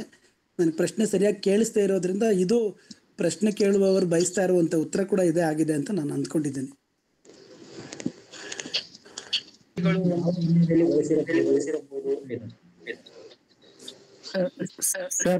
ಯಾವ ಹಿನ್ನೆಲೆಯಲ್ಲಿ ಬಳಸಿರಬಹುದು ಅಂತೇಳಿ ಒಂದು ಕ್ವಶನ್ ಬಂದಿದೆ ಸರ್.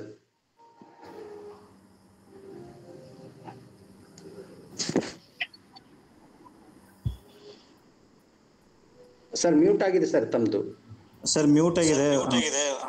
ಎರಡು ನದಿಗಳು ಅಂತ ಸ್ಪಷ್ಟವಾಗಿ ಎಲ್ಲೂ ಬಳಕೆ ಆಗಿಲ್ಲ. ಒಂದು ದೇವಗಂಗೆ ಮತ್ತು ಹೃದಯದ ಅಂತರ್ಗಂಗೆ ಅಲ್ವಾ. ಭಗೀರಥನು ತಂದ ದೇವಗಂಗೆ ಮತ್ತು ಹೃದಯದ ಅಂತರ ಗಂಗೆ ಇವೆರಡೂ ಕೂಡ ಮಿಳಿತವಾಗಬೇಕು ಅನ್ನೋದು ಈ ಕವಿತೆಯಲ್ಲಿರುವಂಥದ್ದು. ದೇವಗಂಗೆಯ ನೇರ ಹೃದಯದ ಅಂತರ್ಗಂಗೆ ತುಂಬಿ ಚೆಲ್ಲಿ ದಡದಲ್ಲಿ ಮತ್ತೆ ವಿದ್ಯಾರಣ್ಯ ಧರ್ಮಕ್ಷೇತ್ರ ಚಿಗುರುವವು ಅಂತ ಕವಿತೆಯ ಕೊನೆಯ ಭಾಗದಲ್ಲಿದೆ. ಹಾಗಾಗಿ ಇಲ್ಲಿ ಒಂದು ದೇವಗಂಗೆಯನ್ನು ಪ್ರತಿನಿಧಿಸ್ತಾ ಇದೆ, ಇನ್ನೊಂದು ಹೃದಯದ ಅಂತರಗಂಗೆ ಅಂದರೆ ನಮ್ಮ ಭಾವಕೋಶ ಅನ್ನುವ ಅಂತರ್ಗಂಗೆ, ಅದನ್ನು ಅಂತರ್ಗಂಗೆ ಅಂತ ನೇರವಾಗಿ ಇಲ್ಲಿ ಕರೆದಿದ್ದಾರೆ. ಇನ್ನೊಂದು ದೇವಗಂಗೆ, ದೇವಗಂಗೆಯನ್ನು ಪ್ರತಿನಿಧಿಸ್ತಾ ಇರುವಂಥ ಗಂಗಾ ನದಿ, ಅದಕ್ಕೆ ತನ್ನದೇ ಆದ ಪ್ರತಿಷ್ಠೆ, ಪರಂಪರೆಯ ವೈಭವ, ದೈವಿಕತೆ ಇದೆಲ್ಲ ಇದೆ. ಇವೆಲ್ಲವೂ ಆರೋಪಿಸಿದ್ದು ಅಥವಾ ತನಗೆ ತಾನೇ ಪ್ರಾಪ್ತವಾದದ್ದು ತನಗೆ ತಾನೇ ಇದೆ. ಅದರ ಜೊತೆಗೆ ಹೃದಯದ ಗಂಗೆ ಕೂಡ ಪರಿಶುದ್ಧವಾಗಬೇಕು. ನಾನು ಅದನ್ನೇ ಹೇಳಿದ್ದು, ವ್ಯಷ್ಟಿ ಮತ್ತು ಸಮಷ್ಟಿ ಅಂತ, ಸಮಾಜ ಮತ್ತು ವ್ಯಕ್ತಿ. ಈ ವ್ಯಷ್ಟಿ ಮತ್ತು ಸಮಷ್ಟಿಗಳು ಏಕಕಾಲಕ್ಕೆ ಒಂದು ಪರಿಶುದ್ಧತೆಗೆ ಒಳಗಾಗಬೇಕಾದಂಥ ಕೆಲಸ ಆಗಬೇಕು ಅನ್ನೋದನ್ನು ಇಟ್ಕೊಂಡೇ ಅಡಿಗರು ಅದನ್ನು ಬಳಸಿರೋದು.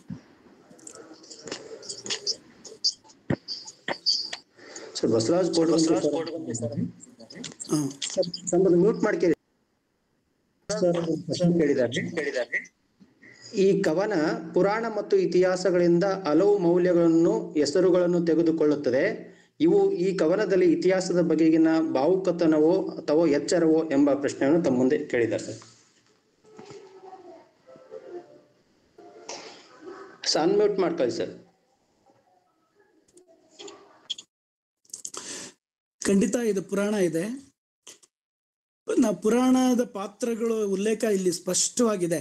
ಸರ್ ಹೇಳಿದ ಹಾಗೆ ದುರ್ಯೋಧನನಿಗೆ ಯುಧಿಷ್ಠಿರ ವೇಷ, ಶಕುನಿ ಶ್ರೀಕೃಷ್ಣ, ಪಾರ್ಥನ ವೇಷ ಉತ್ತರನಿಗೆ, ಈ ಮೂರು ಪಾತ್ರಗಳ ಮುಖಾಂತರ ಪೌರಾಣಿಕ ಪಾತ್ರಗಳನ್ನು ಇಲ್ಲಿ ಉಲ್ಲೇಖಿಸಲಾಗಿದೆ.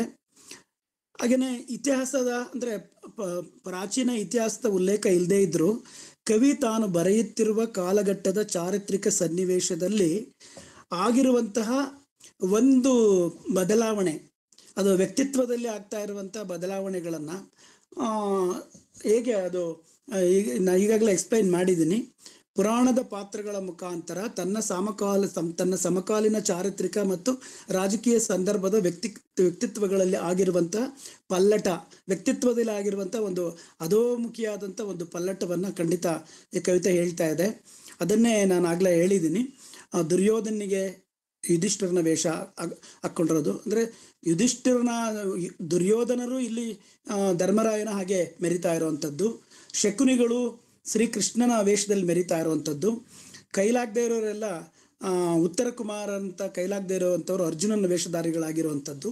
ಹೀಗೆ ಅಧಿಕಾರ ಅನ್ನುವುದು ಏಕಕಾಲಕ್ಕೆ ಅಯೋಗ್ಯರಿಗೂ ಕೂಡ ಒಂದು ಬಲಾಢ್ಯವಾದ ಒಂದು ಪರಿವೇಶವನ್ನು ಒದಗಿಸಿಕೊಟ್ಟು ಸಮಕಾಲೀನ ಸಂದರ್ಭದ ಅಧಿಕಾರದ ದುರುಪಯೋಗ ಮತ್ತು ಅದರ ವ್ಯಂಗ್ಯವನ್ನ ಒಂದು ಪೌರಾಣಿಕ ಪ್ರತಿಮೆಗಳ ಮುಖಾಂತರ ಸಮಕಾಲೀನ ವಾಸ್ತವ ಮತ್ತು ಸಮಕಾಲೀನ ಚಾರಿತ್ರಿಕ ಸನ್ನಿವೇಶ, ಸಮಕಾಲೀನ ರಾಜಕೀಯ ವ್ಯಕ್ತಿತ್ವಗಳಿಗೂ ಕೂಡ ಇದು ಒಂದು ಕನ್ನಡಿ ಹಿಡಿಯುವ ಕೆಲಸವನ್ನು ಮತ್ತು ವಿಡಂಬಿಸುವ ಕೆಲಸವನ್ನು ಪ್ರಬಲವಾಗಿ ಮಾಡ್ತಾ ಇದೆ.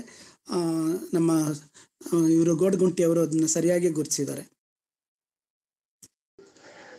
ಚಾಮರಾಜ್ ಸರ್ ಅಂತ ಒಬ್ರು ಕೇಳಿದ್ದಾರೆ ಸರ್, ಬತ್ತಿ ಹೋಗಲಿ ಗಂಗೆ ಎಂಬ ಕವಿಯ ಆಶಯಕ್ಕೂ ಬತ್ತಲಾರದ ಗಂಗೆ ಶೀರ್ಷಿಕೆಗೂ ಸಮನ್ವಯ ಹೇಗೆ ಸಾಧ್ಯ ಅಂತ ಒಂದು ಕ್ವಶನ್ ಬಂದಿದೆ ಸರ್.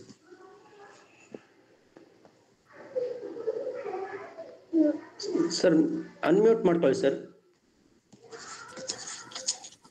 ಗಂಗೆ ಬಹುಶಃ ಅದು ನಮ್ಮ ಈ ಪಾರಂಪರಿಕ ಪಾವಿತ್ರ್ಯತೆ ಮತ್ತು ಶ್ರೇಷ್ಠತೆ ಗಂಗೆಗೆ ಎಷ್ಟು ಪ್ರಬಲವಾಗಿದೆ ಅಂತಂದ್ರೆ ನಮ್ಮ ಅಂದ್ರೆ ಭಾರತೀಯರ ಹೃದಯ ಮತ್ತು ಮನಸ್ಸುಗಳಲ್ಲಿ ಯಾವತ್ತೂ ಅದು ಬತ್ತಿ ಹೋಗಲಾರದ ಒಂದು ಐಡೆಂಟಿಟಿ, ಒಂದು ಸ್ಥಾನವನ್ನು ಪಡ್ಕೊಂಡಿದೆ ಅಂತ ಒಂದು ಗುರುತಿಸುವಂಥದ್ದು. ತೀರ ವಾಸ್ತವವಾಗಿ ಅಥವಾ ಮೆಟಾಫಿಸಿಕಲ್ ಆಗಿ ಯೋಚನೆ ಮಾಡೋದಾದ್ರೆ ಯಾಕೆ ಗಂಗೆ ಬತ್ತೋದಿಲ್ಲ ಅಂತಂದ್ರೆ, ಭೌಗೋಳಿಕವಾಗಿ ನೋಡಿದ್ರೆ ಅದು ಹಿಮಾಲಯದ, ಈ ಕವಿತೆಯಲ್ಲಿ ಕೂಡ ಬರುತ್ತೆ, ಹಿಮಾಲಯದ ಶಿಖರಗಳಿಂದ ಸದಾಕಾಲವು ಮಂಜುಗಡ್ಡೆಗಳು ಕರಗಿ ಕರಗಿ ಗಂಗೆಗೆ ಸರಬರಾಜು ಆಗ್ತಾ ಇರೋದ್ರಿಂದ ಕೂಡ ಅದು ಯಾವತ್ತಿಗೂ ಬತ್ತಲಾರದ ಒಂದು ಸ್ಥಿತಿಯಲ್ಲಿದೆ. ಹಾಗಾಗಿ ಪಾರಂಪರಿಕವಾಗಿ ಮತ್ತು ಸಾಂಸ್ಕೃತಿಕವಾಗಿ ತನ್ನ ಪ್ರತಿಷ್ಠತೆ ಮತ್ತು ಪಾವಿತ್ರ್ಯತೆಯನ್ನು ಕಾಪಾಡಿಕೊಂಡು ನಮ್ಮ ಹೃದಯ ಮತ್ತು ಮನಸ್ಸುಗಳಲ್ಲಿ ಎಂದೆಂದಿಗೂ ಬತ್ತಿ ಹೋಗಲಾರದ ಗಂಗೆ ಭೌತಿಕವಾಗಿ ಅವಳು ಒಂದು ಸಲ ಬತ್ತಿ ಹೋಗಬೇಕು ಅನ್ನೋದೆಲ್ಲ ಇಲ್ಲಿ. ಅಂದರೆ ನಮ್ಮ ಆಶಯಗಳ ರೂಪದಲ್ಲಿ ಈ ರೀತಿ ನಮ್ಮ ಹೃದಯದಲ್ಲಿ ಕೂಡ ನಾವು ಮನಸ್ಸಿನಲ್ಲಿ ಮನೆ ಮಾಡಿಕೊಂಡಿರುವಂಥ ಈ ಗಂಗೆಯನ್ನು ನಾವು ಮಾನಸಿಕ ಪಾವಿತ್ರ್ಯತೆಯ ದೃಷ್ಟಿಯಿಂದ ಸ್ವಲ್ಪ ಪಕ್ಕಕ್ಕೆ ಇಟ್ಟು ದೈಹಿಕವಾಗಿ ಅಥವಾ ಭೌತಿಕವಾಗಿ ಕಲುಷಿತಗೊಂಡಿರುವ ಗಂಗೆಯನ್ನು ಶುಚಿ ಮಾಡೋದರ ಬಗ್ಗೆ ಮಾತ್ರ ಹೇಳ್ತಾ ಇಲ್ಲ ಇಲ್ಲಿ ಕವಿ. ಮಾನಸಿಕವಾಗಿ ಶುಚಿಗೊಳ್ಳಬೇಕಾಗಿರುವಂತಹ ಸಂಸ್ಕೃತಿಯ ಬಗೆಗಿನ ಒಂದು ರಿಫ್ರೆಶ್ಮೆಂಟ್ ಅಥವಾ ಒಂದು ರಿನೋವೇಷನ್, ಪುನರ್ ನವೀಕರಣ, ಇದನ್ನು ಇಟ್ಕೊಂಡು ಅಡಿಗರು ಹೇಳ್ತಾ ಇದ್ದಾರೆ. ಭೌಗೋಳಿಕವಾಗಿ ಅದು ಯಾವತ್ತೂ ಬತ್ತೋಗೋದಿಲ್ಲ. ಅದಕ್ಕೆ ಕಾರಣ ನಾನು ಈಗಾಗಲೇ ಹೇಳಿದ್ದೀನಿ.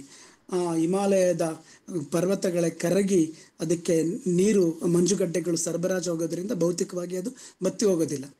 ಭೌತಿಕವಾಗಿ ಬತ್ತಿ ಒಣಗಿಸಿ ಹೋಗುವುದ್ರ ಬಗ್ಗೆ ಮಾತಾಡ್ತಾ ಇಲ್ಲ ಇಲ್ಲಿ.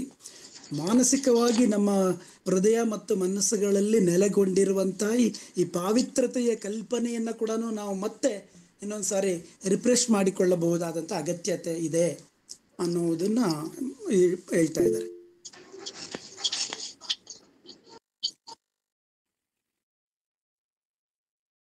ಸ್ವಲ್ಪ ವಿಷಯಾಂತರ ಅನ್ಸುತ್ತೆ, ಗೊತ್ತಿಲ್ಲ. ನನ್ನ ಪ್ರಶ್ನೆ ಏನು ಅಂತಂದ್ರೆ, ದಲಿತ ಬಂಡಾಯ ಕವಿಗಳಿಗೆ ನವ್ಯ ಕವಿ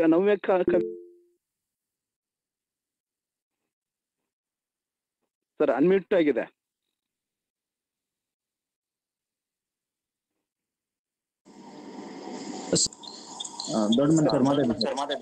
ಸರ್. ನಮಸ್ತೆ ಸರ್. ಈಗ ದಲಿತ ಕವಿಗಳಿಗೆ ನವ್ಯ ಕವಿಗಳ ಪ್ರಭಾವದಿಂದ ಆಯ್ತೋ ಇಲ್ಲೋ ಅಂತ ಸಿದ್ಧಲಿಂಗಯ್ಯನವರೇ ಒಂದು ದೊಡ್ಡ ಉದಾಹರಣೆ ಇದ್ದಾರೆ.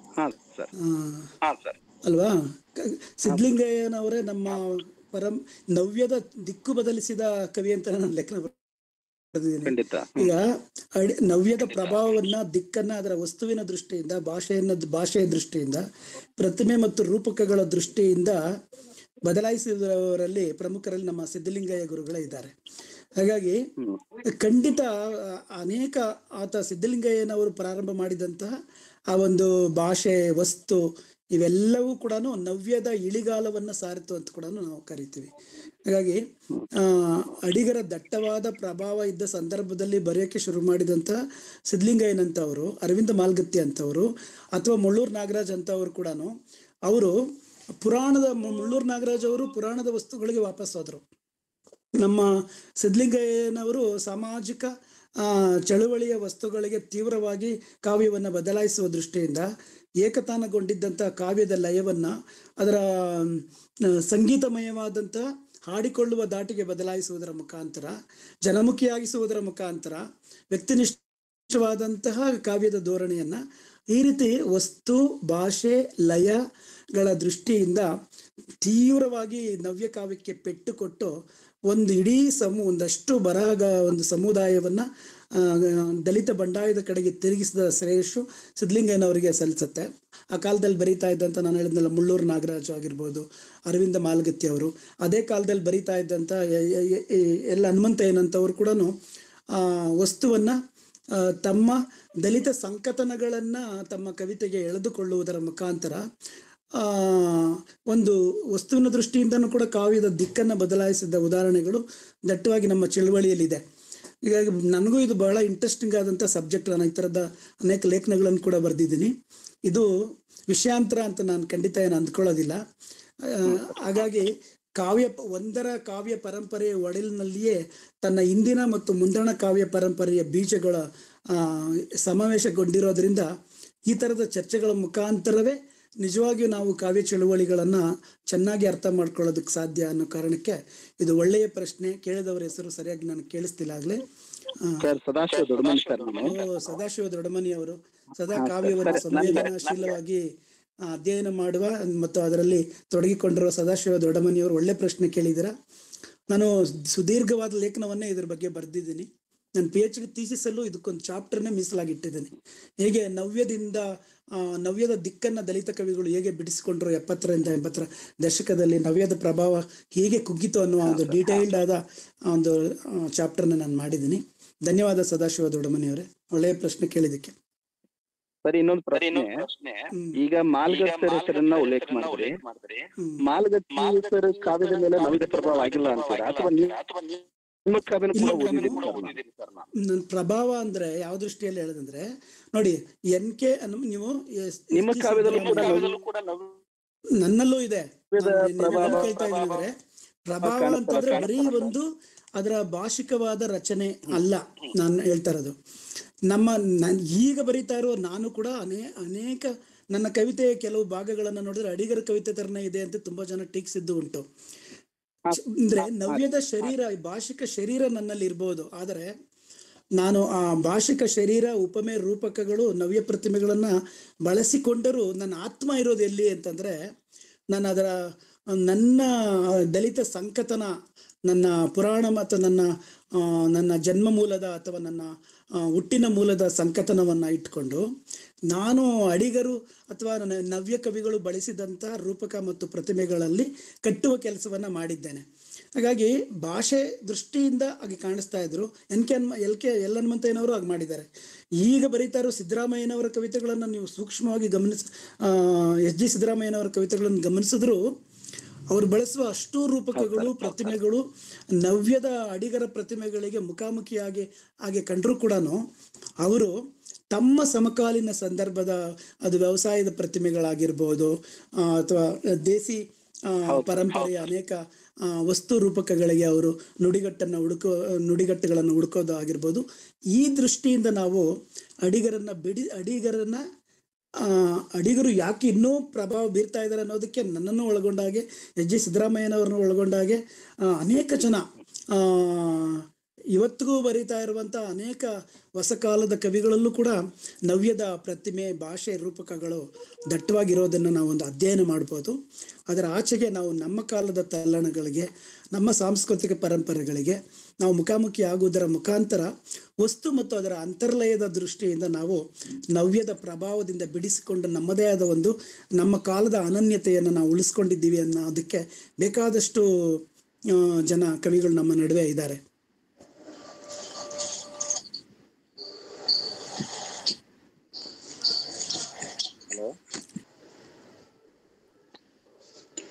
ಸರ್ ಮಾತಾಡಿ ಸರ್, ಕೇಳಿ ಸರ್, ಕೇಳಿ.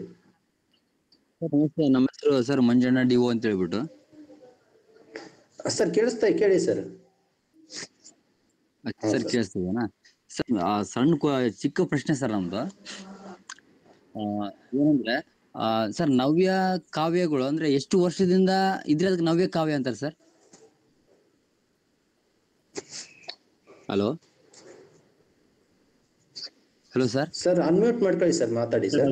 1950ರಿಂದ 1970ರವರೆಗೆ ರಚನೆಯಾದ ಈ ಒಂದು ಕಾವ್ಯ ಘಟ್ಟವನ್ನು ನಾವು ನವ್ಯ ಅಂತ ಕರಿತೀವಿ.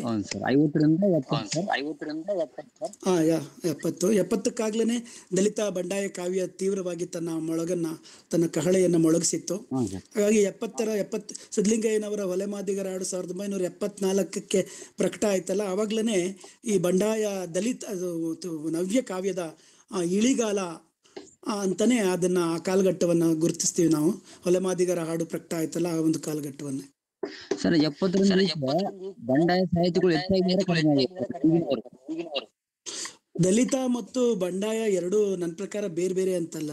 ತಮ್ಮ ಸಾಮಾಜಿಕ ಸ್ಥಾನಮಾನ, ಸಾಮಾಜಿಕ ಅಸ್ಮಿತೆ, ಅನನ್ಯತೆ, ಒಂದು ಆತ್ಮಗೌರವ, ಇದಕ್ಕೋಸ್ಕರ ದಲಿತ ಮತ್ತು ಬಂಡಾಯ ಇಬ್ಬರೂ ಹೋರಾಟನೂ ಒಂದೇನೆ ನನ್ನ ಪ್ರಕಾರ. ಅದು ಒಟ್ಟೊಟ್ಟಿಗೆ ಶುರುವಾಗಿದೆ. ಬೆಂಗಳೂರಿನಲ್ಲಿ ಬಂಡಾಯದ ಸಾಹಿತ್ಯ ಸಮಾವೇಶ ನಡೀತಲ್ಲ 80ರ ದಶಕದಲ್ಲಿ, ಆಗ್ಲಿಂದಾನೇ ದಲಿತ ಮತ್ತು ಬಂಡಾಯಗಳು ಒಟ್ಟೊಟ್ಟಿಗೆ ಕೈ ಹಿಡ್ಕೊಂಡೇ ನಡೆದಿರೋವಂಥದ್ದು. ನಾವು ಅದಕ್ಕೆ ಏನೋ ಒಂದು ಅಧ್ಯಯನದ ಅನುಕೂಲಕ್ಕೋಸ್ಕರ ನಾವು ಈ ಥರ ದಲಿತ ಮತ್ತು ಬಂಡಾಯ ಅಂತ ಬೇರೆ ಬೇರೆ ಮಾಡ್ಕೊಂಡಿದ್ದೀವಿ. ನನ್ನ ಪ್ರಕಾರ ದಲಿತ ಮತ್ತು ಬಂಡಾಯ ಎರಡೂ ಬೇರೆ ಬೇರೆ ಅಲ್ಲ. ಅವೆರಡು ಒಂದನ್ನೊಂದನ್ನು ಕೈ ಹಿಡಿದು ಒಂದು ಇನ್ನೊಂದನ್ನು ಬೆಂಬಲಿಸಿ ನಮ್ಮ ಅಸ್ಮಿತೆ, ತಳ ಸಮುದಾಯಗಳ ಜನ ನಮ್ಮ ಅಸ್ಮಿತೆಯನ್ನು ಮತ್ತು ಮತ್ತು ಸಾಮಾಜಿಕ ಅಸಮಾನತೆಯ ವಿರುದ್ಧದ ಧ್ವನಿಯನ್ನ ಎತ್ತಿದಂತಹ ಧ್ವನಿಯನ್ನೇ ನಾವು ಪ್ರತಿಭಟನೆ ಅಥವಾ ಬಂಡಾಯ ಅಂತ ಕರ್ಕೊಂಡಿದ್ದೀವಿ. ಪಂಪನಲ್ಲೂ ಬಂಡಾಯ ಇದೆ, ಪಂಪನಲ್ಲಿ ಇರುವ ಕನ್ನಡನಲ್ಲಿ ಬಂಡಾಯ ಧ್ವನಿ ಇದೆ. ಓಲಗಿಸಿ ಬಾಳುವುದೇ ಕಷ್ಟ ಮಿಳಾದಿನಾಥರನ್ನ ಅನ್ನುವ ಮಾತಾಗಿರ್ಬೋದು. ಕುಲಂ ಕುಲಂ ಅಲ್ತು ಚಲಂ ಕುಲಂ ಅಭಿಮಾನಂ ಕುಲಂ ಅಣ್ಮು ಕುಲಂ ಅಂತ ಹೇಳಿದಂತಹ ಕರ್ಣನ ಮಾತುಗಳಾಗಿರ್ಬೋದು. ಹೀಗೆ ಇಡೀ ನಮ್ಮ ಒಂದು ಕಾವ್ಯ ಪರಂಪರೆಯಲ್ಲಿ ಇದೆ ಅದು ಬಂಡಾಯದ ಧ್ವನಿ ಮತ್ತು ದಲಿತರ ಧ್ವನಿಗಳಿದೆ. ಅದನ್ನು ನಾವು 70ರ ದಶಕದಿಂದ ಆಚೆಗೆ ಪ್ರಜ್ಞಾವಂತ ವಿದ್ಯಾವಂತ ದಲಿತ ಸಮುದಾಯ ದೊಡ್ಡ ಪ್ರಮಾಣದಲ್ಲಿ ಸಾಮಾಜಿಕ ಕ್ರಾಂತಿಯನ್ನ ಬರವಣಿಗೆಗೆ ಶುರುವಾದ ಕಾಲಘಟ್ಟದಿಂದ ನಾವು ಅಧ್ಯಯನಕ್ಕೋಸ್ಕರ ಈ ಥರ ದಲಿತ ಬಂಡಾಯ ಅಂತ ವಿಭಾಗ ಮಾಡಿಕೊಂಡು ಆಧುನಿಕ ಕಾವ್ಯಕ್ಕೆ ಸೀಮಿತಗೊಳಿಸ್ಕೊಂಡು ಮಾಡ್ತಾ ಇದ್ವಿ. ಅದು ತಪ್ಪೇ. ಅದು ನಮ್ಮ ಆದಿಕವಿ ಪಂಪನಿಂದ ಹಿಡ್ಕೊಂಡು ಆಧುನಿಕ ಕವಿಗಳವರೆಗೆ ಈ ದಲಿತ ಬಂಡಾಯದ ಧ್ವನಿಗಳು ಅದು ಅಂತರ್ಗತ ಆಗಿರೋದನ್ನ ನಾವು ಇಡೀ ಕಾವ್ಯ ಪರಂಪರೆಯಲ್ಲಿ ಗುರುತಿಸ್ತಾನೆ ಬಂದಿದ್ದೇವೆ. ಓಕೆ ಸರ್, ಸಂಬಂಧಪಟ್ಟ ಏನಾದ್ರು ಪ್ರಶ್ನೆ ಇದ್ರೆ ಕೇಳ್ಬೋದು ಸರ್. ಯಾರ್ದಕ್ಕೂ ಕವಿತೆಗೆ ಸಂಬಂಧಪಟ್ಟ ಪ್ರಶ್ನೆಗಳು ಯಾರು? ಈಗ ಈ ಕವಿತೆ ಬತ್ತಲಾರದ ಗಂಗೆ ಏನಿದೆ ಅದು ಸಾಂಸ್ಕೃತಿಕ ರಾಜಕಾರಣದ ವೇಷದಲ್ಲಿ ರಾಜಕಾರಣದ ಕವಿತೆಯೇ ಆಗಿದೆ. ಅದು ಕುರುಕ್ಷೇತ್ರ, ಧರ್ಮಕ್ಷೇತ್ರ, ಪಾತ್ರಗಳ ಬದಲಾವಣೆ ಇತ್ಯಾದಿಗಳನ್ನು ಹೇಳ್ಕೊಳ್ಳುವಾಗ ಅದು ಕೊನೆಗೆ ಬಂದು ನಿಲ್ಲೋದು ವಿದ್ಯಾರಣ್ಯ ಧರ್ಮಕ್ಷೇತ್ರ ಅನ್ನುವಂಥ ನೆಲೆಗೆ ಬಂದು ನಿಂತ್ಕೊಳ್ತದೆ. ಈ ವಿದ್ಯಾರಣ್ಯ ಅನ್ನೋದು ಒಂದು ವೈದಿಕ ಆಶಯವನ್ನ ವ್ಯಕ್ತ ಮಾಡ್ತಾ ಇದೆ. ಈ ಅಡಿಗರು ಬದಲಾಗಬೇಕು ಅನ್ನುವಂಥ ಭಾರತೀಯ ಚಿತ್ರಣವನ್ನ ವೈದಿಕೀಕರಿಸ್ತಾ ಇದ್ದಾರಾ ಈ ಪದ್ಯದೊಳಗೆ ಅನ್ನೋದು ನನ್ನ ಪ್ರಶ್ನೆ.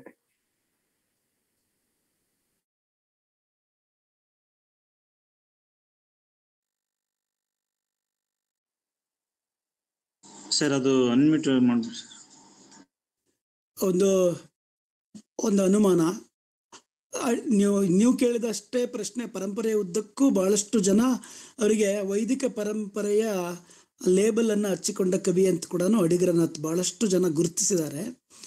ಆದರೆ ಅವರ ಅಂಬೇಡ್ಕರ್ ಭೀಮರಾಯರಿಗೆ ಆ ಥರದ ಒಂದು ಕವಿತೆಯನ್ನು ಗಮನಿಸಿದ್ರೆ ಮತ್ತು ಅನೇಕ ವರ್ಧಮಾನ ಕವಿತೆ ಅಥವಾ ಈ ಥರದ ಕೆಲವು ಕವಿತೆಗಳನ್ನೆಲ್ಲ ಗಮನಿಸಿದ್ರೆ ಅವರು ಬಳಸುವಂತಹ ಪ್ರತಿಮೆಗಳು, ರೂಪಕಗಳು ಇವೆಲ್ಲವೂ ವೈದಿಕ ಪರಂಪರೆಯಿಂದನೇ ಎಕ್ಕಿ ತೆಗೆದುಕೊಂಡದ್ದಾದರೂ ಕೂಡ ಅವರು ತದನಂತರ ನಾವು ಯಾವ್ದು ನಡೆದು ಬಂದ ದಾರಿ, ವರ್ಧಮಾನ, ಸುವರ್ಣ ಪುತ್ಥಳಿ ಈ ಥರದ ಕವಿತಾ ಸಂಕಲನಗಳ ಕೆಲವು ಕವಿತೆಗಳನ್ನು ಗಮನಿಸಿದ್ರೆ ಬಹುಶಃ ಅವರು ವೈದಿಕ ಪರಂಪರೆಯನ್ನು ಕೂಡ ಯಾವುದೇ ಮುಲಾಜಿಲ್ಲದೆ ಅದನ್ನು ಕೂಡ ಒಂದು ನವೀಕರಣ ಮಾಡಬೇಕು ಅನ್ನುವ ಒಂದು ಬದಲಾವಣೆಗೊಂಡ ಪ್ರಗತಿಪರವಾದ ಆಶಯದ ಕಡೆಗೆ ಚಲಿಸ್ತಾ ಇರುವಂಥ ಕವಿತೆಗಳನ್ನು ಕೂಡ ಅಡಿಗರು ಬರೆದಿದ್ದಾರೆ ಅನ್ನೋದನ್ನು ಮೈಂಡಲ್ಲಿ ಇಟ್ಕೊಂಡು ಅವರಿಗೆ ಗೊತ್ತಿರುವಂತಹ ಮತ್ತೆ ವಿದ್ಯಾರಣ್ಯ ಅನ್ನುವ ಪ್ರತಿಮೆಯನ್ನೇ ಅವರು ಹೆಚ್ಚಿಗೆ ಬಳಸ್ಕೊಂಡಿರುವಂಥ ಪ್ರತಿಮೆ ವೈದಿಕವಾಗಿರ್ಬೋದು. ಆಶಯ ಇದೆಯಲ್ಲ ಅದನ್ನು ಗಮನಿಸಿದ್ರೆ ವೈದಿಕ ಪ್ರತಿಮೆ ಮತ್ತು ರೂಪಕಗಳ ಮುಖಾಂತರವೇ ಅವರು ಆಶಯವನ್ನ ಗಮನಿಸಿದ್ರೆ ಪ್ರಗತಿಪರವಾದ ದಿಕ್ಕಿನ ಕಡೆಗೆ ಚಲಿಸ್ತಾ ಇದ್ದಾರೆ ಅನ್ನೋ ಕಾರಣಕ್ಕೆ ಅಡಿಗರನ್ನು ನಾವು ಸಂಪೂರ್ಣವಾಗಿ ವೈದಿಕತೆಯ ಲೇಬಲ್ಗೆ ಕಟ್ಟಿ ಹಾಕೋದಕ್ಕೆ ಆಗೋದಿಲ್ಲ ಅಂತ ನಾನು ಅಂದ್ಕೊಂಡಿದ್ದೇನೆ. ಈ ಪ್ರೋಗ್ರೆಸಿವ್ ಆದದನ್ನು ಯೋಚನೆ ಮಾಡೋದಕ್ಕೂ ಅವ್ರು ಬಳಸ್ಕೊಳ್ತಾ ಇರೋದು ಆಶಯ ಪ್ರತಿಮೆಗಳು ಅಥವಾ ವೈದಿಕ ಪ್ರತಿಮೆಗಳು, ಅದು ನಿಜಾನೇ. ಅದನ್ನ ನಾನು ಕೂಡ ಒಪ್ಕೋತೀನಿ ಸರ್.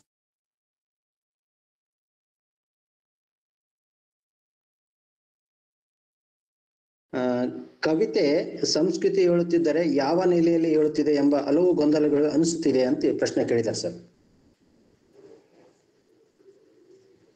ಹೇಳಿದ್ದೀನಿ, ಈ ಕವಿತೆಯನ್ನ ಮೊದಲನೇ ಸಾಲಿನಿಂದ ಕೊನೆಯ ಸಾಲಿನವರೆಗೂ ನಾನು ವಿವರಿಸಿದ್ದೀನಿ. ಮತ್ತೆ ಸಂಸ್ಕೃತಿ ಯಾವ ನೆಲೆಯಲ್ಲಿ ಹೇಳ್ತಾ ಇದೆ ಅಂತಂದ್ರೆ ಏನು ಪ್ರಶ್ನೆ ಅಂತ ಯಾಕೆ ಕೇಳ್ತಾ ಇದ್ದಾರೆ ಈ ಪ್ರಶ್ನೆ ಅಂತ ಗೊತ್ತಾಗ್ತಲ್ಲ ನನಗೆ. ಸಂಸ್ಕೃತಿಯ ಯಾವ ನೆಲೆಗಳಲ್ಲಿ ಈ ಕವಿತೆ ಚರ್ಚೆ ಆಗ್ತಾ ಇದೆ ಅನ್ನೋದನ್ನ ಕವಿತೆಯ ಮೊದಲನೇ ಸಾಲಿನಿಂದ ಕೊನೆಯ ಸಾಲಿನವರೆಗೂ ನಾನು ಎಕ್ಸ್ಪ್ಲೈನ್ ಮಾಡಿದ್ದೀನಿ ಅಂದ್ಕೊಂಡಿದ್ದೀನಿ. ಮತ್ತೆ ಸಂಸ್ಕೃತಿ ಯಾವ ನೆಲೆಯಲ್ಲಿ ಈ ಕವಿತೆ ಯೋಚನೆ ಮಾಡ್ತಾ ಇದೆ ಅಂದರೆ ಪಾರಂಪರಿಕವಾದ ಸಂಸ್ಕೃತಿಯ ಬಗೆಗಿನ ಹಮ್ಮು ಬಿಮ್ಮುಗಳನ್ನು ಬಿಟ್ಟು ಮತ್ತೆ ನಾವು ನಂಬಿಕೊಂಡಿರುವ ಈ ಗಂಗೆ ಅನ್ನುವ ಹೆಸರಿನ ಮುಖಾಂತರ ಪರಿಶುದ್ಧ ಅಂತ ನಂಬಿಕೊಂಡಿರುವಂಥ ಸಂಸ್ಕೃತಿಯನ್ನು ಮತ್ತೆ ನಾವು ಅದನ್ನು ಹಳೆಯ ನಂಬಿಕೆಯನ್ನು ಬದಲಾಯಿಸಿಕೊಂಡು ಮತ್ತೆ ನಾವು ಮರುಪರಿಶೀಲನೆ ಮಾಡುವ ಮತ್ತು ರಿನೋವೇಷನ್ ಮಾಡುವ, ಜೀರ್ಣೋದ್ಧಾರಕ್ಕೆ ಒಳಪಡಿಸಬೇಕಾದಂಥ ಒಂದು ಅವಶ್ಯಕತೆ ಇದೆ ಅನ್ನುವ ಚಿಕಿತ್ಸಕ ಮನೋಭಾವವನ್ನು ಈ ಕವಿತೆ ಹುಟ್ಟು ಹಾಕ್ತಾ ಇದೆ ಅನ್ನೋದನ್ನು ನಾನು ಆಗಲೂ ಹೇಳಿದ್ದೀನಿ, ಮತ್ತು ಈಗಲೂ ಅದನ್ನೇ ಹೇಳ್ತಾ ಇದ್ದೀನಿ. Okay sir. ಭಂಡಾರ ಪ್ರಕಾಶನದ ಬಸವರಾಜ್ ಗೋಡ್ಗುಂಟಿ ಸರ್ ಅವರಿಗೆ, ಬಾಬುರಾವ್ ದೊರೆ, ಮಧು ಬಿರಾದಾರ್ ಹಾಗೂ ಎಲ್ಲ ಸಂಚಾಲಕರಿಗೆ, ಖಂಡಿತ ಎಲ್ಲ ಉಪನ್ಯಾಸಗಳನ್ನು ಕೇಳಲಿಲ್ಲ, ನಾನು ಹಲವು ಉಪನ್ಯಾಸಗಳನ್ನು ಕೇಳಿದ್ದೇನೆ. ಇದಂತೂ ನಮ್ಮ ಕಾವ್ಯವನ್ನು ಗಂಭೀರವಾಗಿ ಅಧ್ಯಯನ ಮಾಡುವ ಮುಂದಿನ ಪೀಳಿಗೆಗೆ ಇದು ಒಂದು ಒಳ್ಳೆಯ ರೀತಿಯ ಕಾವ್ಯದ ಭಂಡಾರ, ಕಾವ್ಯವನ್ನು ಕುರಿತ ಒಂದು ಭಂಡಾರವಾಗಿ ನಮ್ಮ ಜೊತೆಗೆ ಇರುತ್ತೆ. ಈ ಥರದ ಒಂದು ಹೊಸ ಯೋಜನೆಯನ್ನು ಮತ್ತು ಯೋಚನೆಯನ್ನು ಆಯೋಜಿಸಿರುವಂಥ ಭಂಡಾರ ಪ್ರಕಾಶನ ಮಸ್ಕಿ ಅವರಿಗೆ ಮತ್ತೊಮ್ಮೆ ನಾನು ಹೃತ್ಪೂರ್ವಕವಾದ ಧನ್ಯವಾದಗಳನ್ನು ಮತ್ತು ಅವಕಾಶಕ್ಕಾಗಿ ವಂದನೆಗಳನ್ನು ಸಲ್ಲಿಸ್ತೇನೆ. ನಮಸ್ಕಾರ. ಓಕೆ.